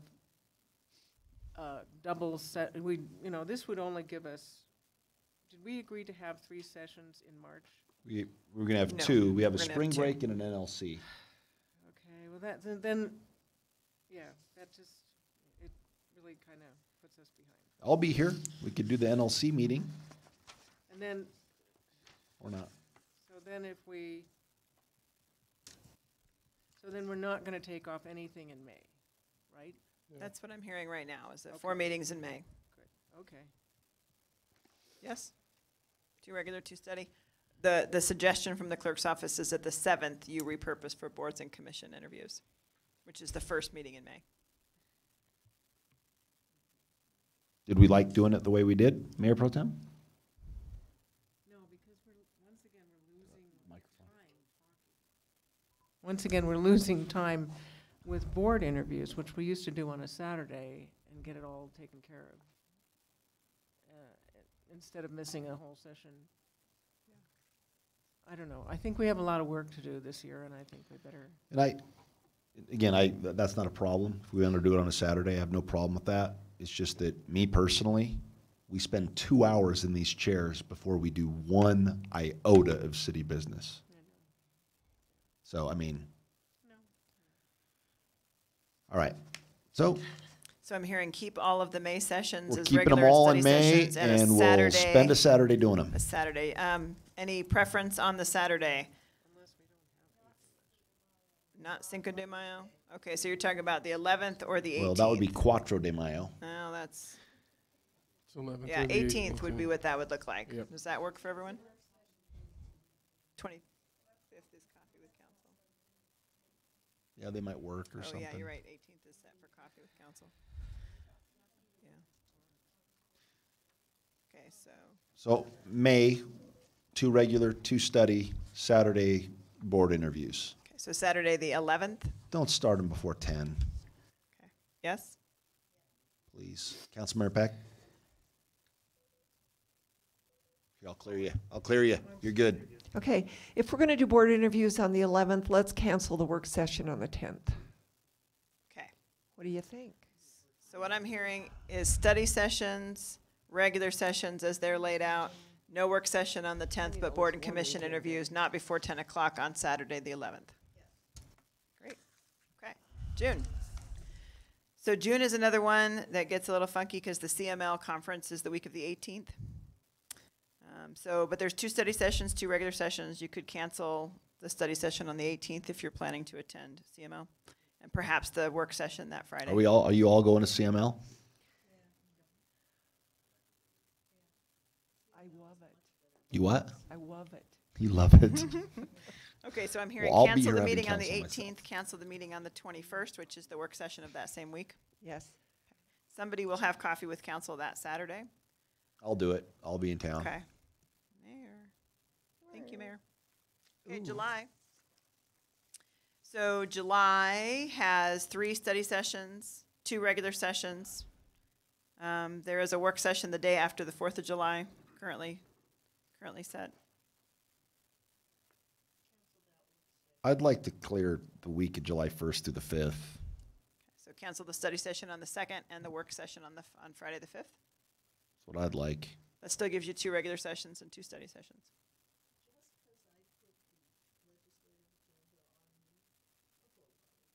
Councilmember, that's what I love about you. Compromise. I love it. So pragmatic. Okay, so I've heard from 2. How about the rest? Well, can I ask a question? Why, I must have missed this comment. Why in July is the Tuesday, the 2nd, and the 30th both cancel? They're not. Those are just suggestions. Usually you want to do one. You have traditionally canceled one or the other. So the suggestion from the clerk's office is you might choose to pick one.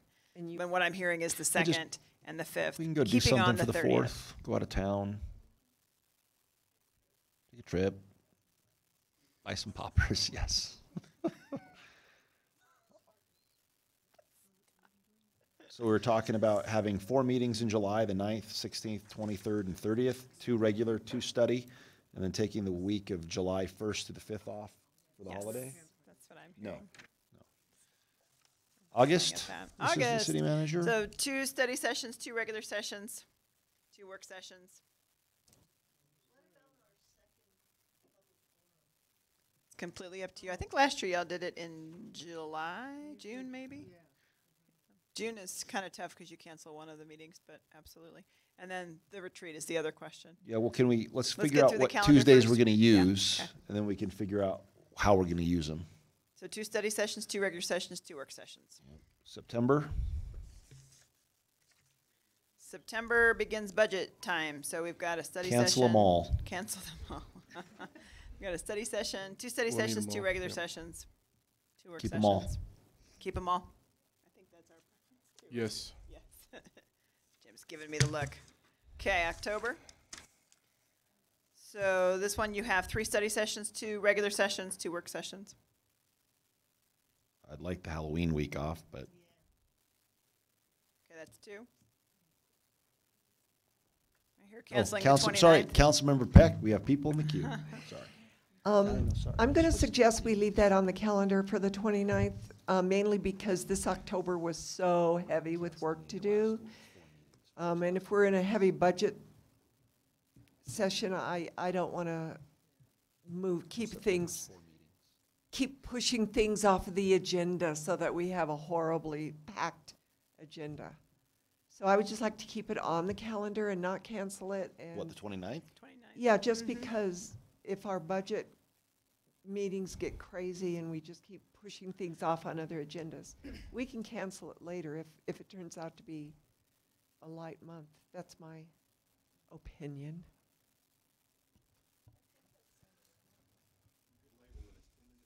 This is where Jim Golden stands up and goes, I know my mark. I will hit my mark. Oh, that's true. No? Okay, let's I'll put how a about, note there how to about yeah, keep it why don't we light. label it as tentative? Okay.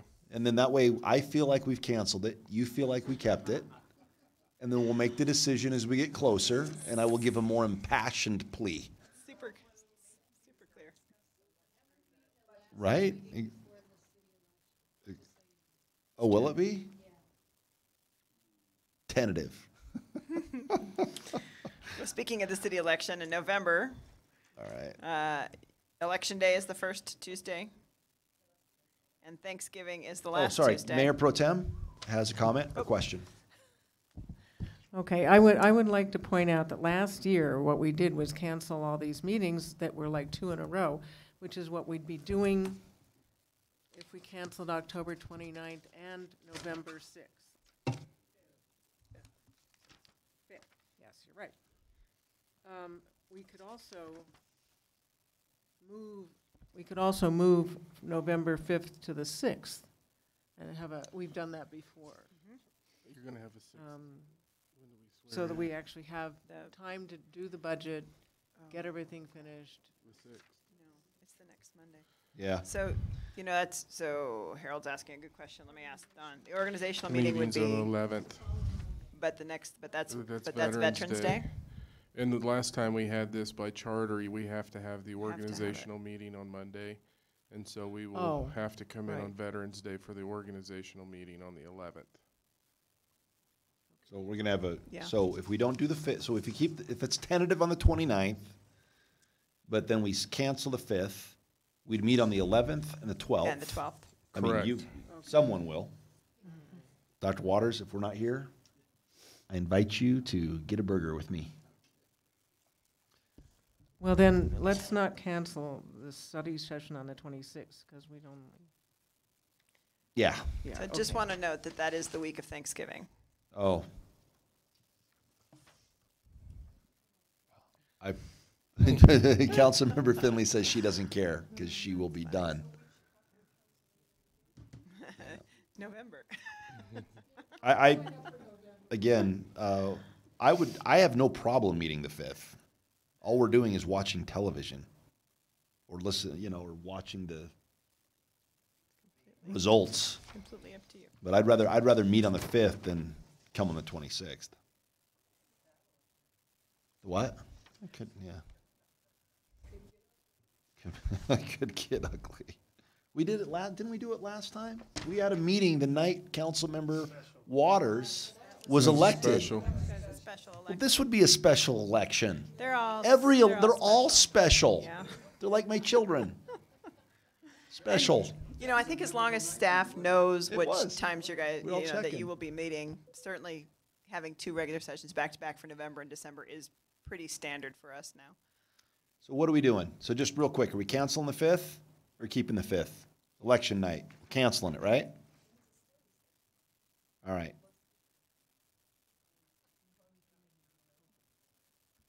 On the 5th. Well, but then again, if it's a study session, we're learning stuff. I mean, all of us could be gone. You could be gone, she'll be gone, I could be gone, you could be gone. That's what I mean. So, and then you don't have to answer now, but are you up for re-election in November? Okay, so there's 4 of us that if we have a study session on that theoretically, right. All right, so it's canceled. And then are you really, is there, we want to have a meeting during Thanksgiving break?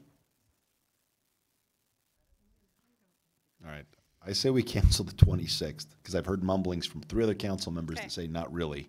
Okay, so I'm hearing regular session on the 12th and the 19th, organizational meeting on the 11th, work sessions on the 8th and 15th. Yep. I should also mention that NLC is the week of the 19th, but it looks like it's not till the 20th, so just have to work that out. Okay, December? If the universe wanted us to meet on Tuesday the 24th or Tuesday the 31st, someone would have made that not Christmas Eve or New Year's Eve. Okay. But since it is, So I hear canceling the 24th and the 31st, leaving, hang on, let me look at that. So it would be better if, since you have a regular session on the 19th, might be better to do the 3rd and the 17th as your regular sessions. That way you have enough time in between everything that things can pass through the end of the year. and in all seriousness, I think we all agree.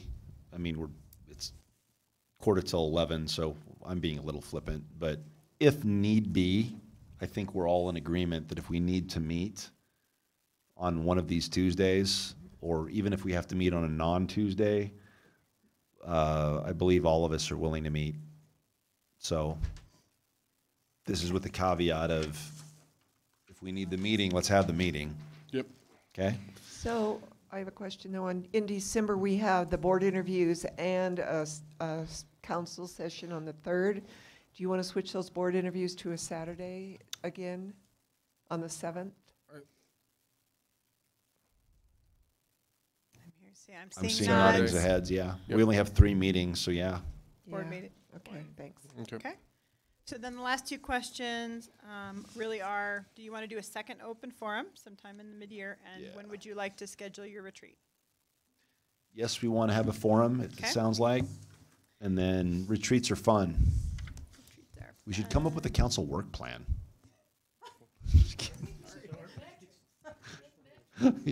Dr. Waters? Council member, no, I'm good. Sorry, Mayor Pro Tem. Yes, we need a work plan. We don't have enough work to do. But we have a good one. I would suggest that since the original idea when we had 2 a year was 6 months apart, that would mean June 3rd, I think, or something like that. In June. Less people will okay. be out of town for vacations.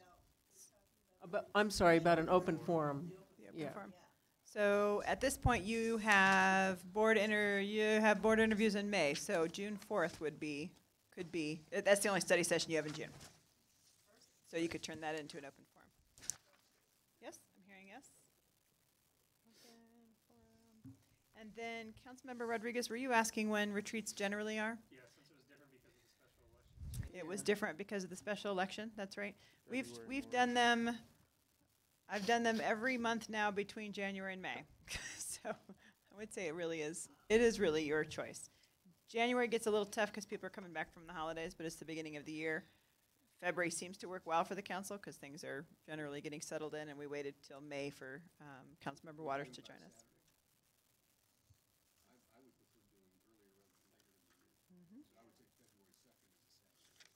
February 2nd. Groundhog Day.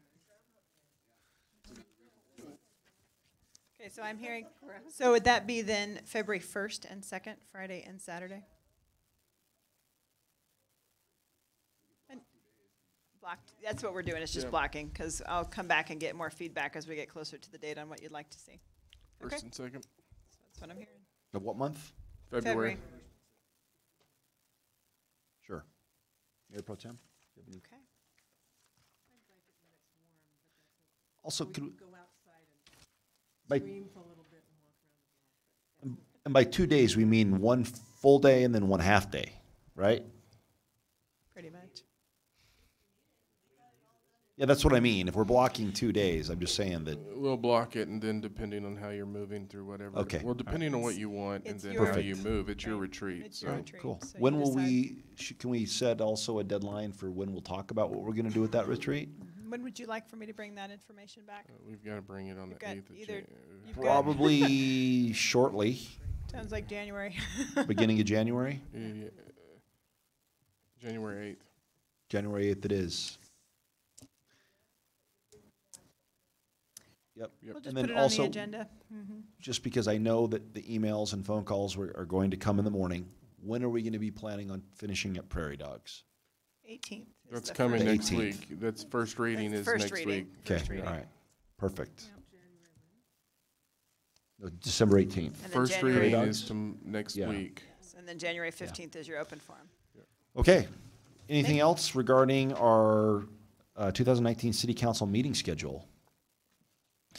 All right, seeing none, let's move on to final call, public invited to be heard. We have one member of the public present. Mr. Gordon Pedro, we would ask that you come down.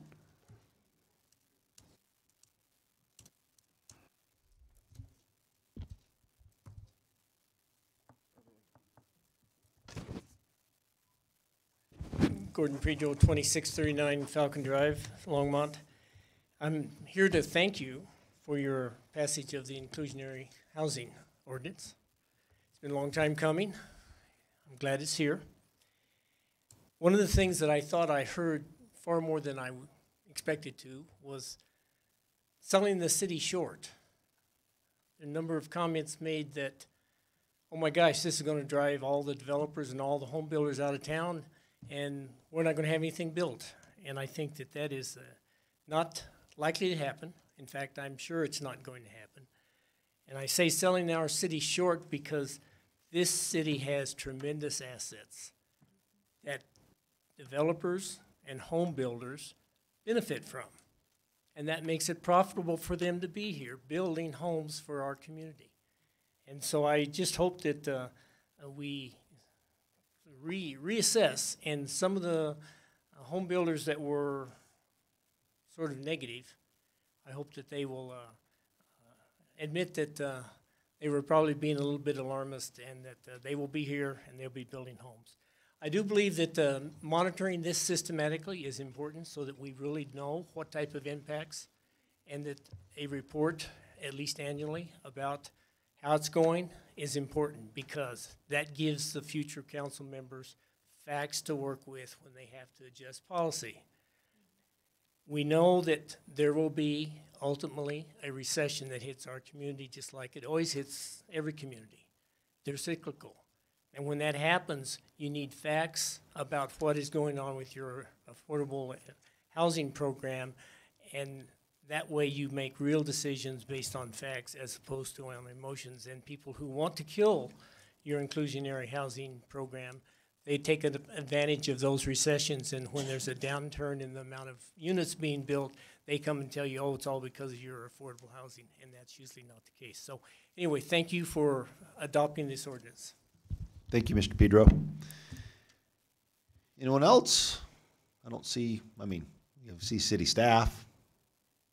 Nobody wants to say anything for once? John, you never say anything. Scott?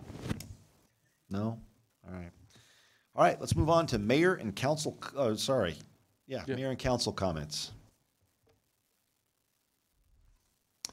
All right, Councilmember Peck. Thank you, Mayor Backley. I just want to say I'm not going to be here for the last meeting before the holidays, so I want to wish everybody a happy holidays, safe travels, have a great time, and I'll see you next year. Mayor Pro Tem. I would like to thank all of my council members, for even the ones who did not vote for this, for their diligence and their hard work, and I am grateful that we finally will not be tying up everybody's time with discussions of inclusionary housing for so much. Anyway, thank you. Councilmember Finley. Thank you, Mayor Bagley. I also will be gone next meeting, so because I have a new granddaughter in London that I'm going to go see. I'm very excited. Isabel Joy Finley has arrived. Also, want to have a business of the week. There's a new business in town. And shoot, I just locked my computer. It's the At Home store at 955 South Hover Street. Another great place to go shopping this holiday season. So get out there and shop locally, and have a Merry Christmas and a Happy New Year. Dr. Waters. Thank you, Mayor Bagley. So to you two, safe travels. Congratulations on the birth of that granddaughter. I want to say thanks to Harold and the community services staff, Kathy and Karen and everybody who kind of rode hard to chase down what we needed to get this inclusionary housing ordinance done. So, to the degree that I was too hard on anybody, I'm glad we got it done. I'll sleep on how hard I was and hope I didn't become too offensive. I just think we did the right thing, and I'm proud of what we've done, and I appreciate everybody's efforts. Councilmember Martin. Thank you, Mayor Bagley.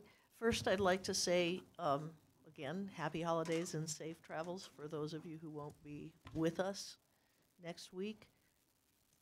Next week. Next week. Oof. Secondly, I would like to thank Councilmember Finley, because I want to point out that even though she made her opposition to inclusionary housing clear all along, she gave us the benefit of her knowledge in terms of individual points to be considered.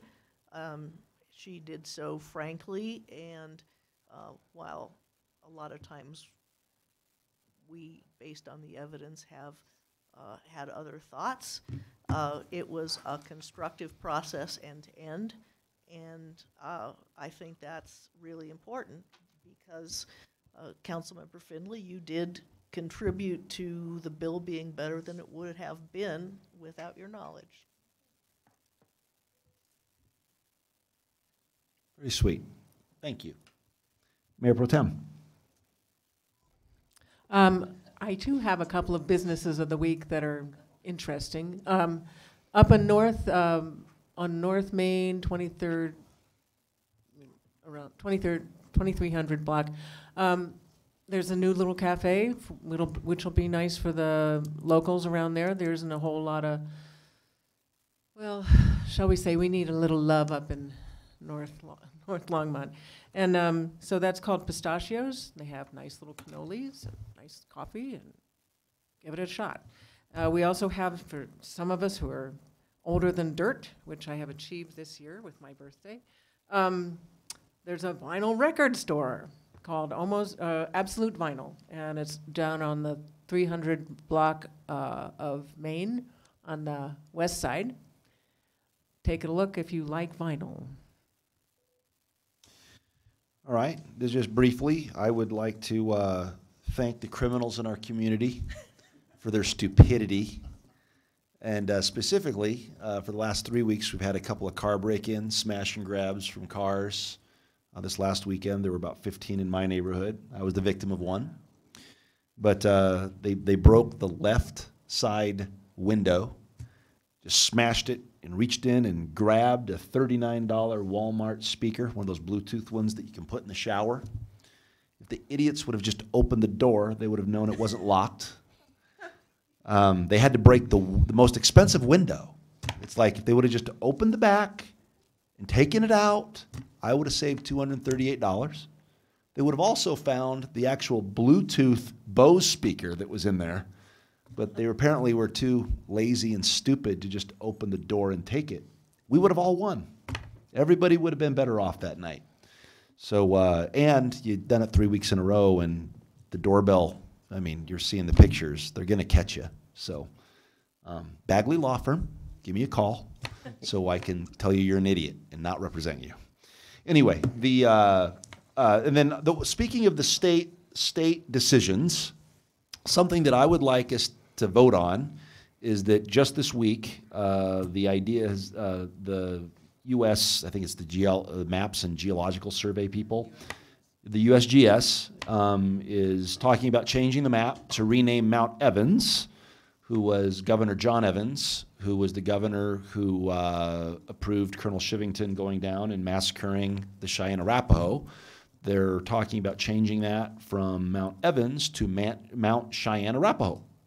And I think that if we're going to be talking about things we should support, I think we should support that.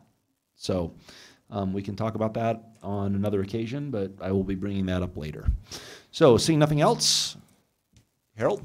I've got a 20-minute presentation for you tonight. Oh, sure you do. I'm sure you do. And I got a annual review for you right here too. No comments, Mayor Council. Eugene? No comments, Mayor. All right. We have 5 minutes till 11. I thank you all for a wonderful meeting. We're adjourned.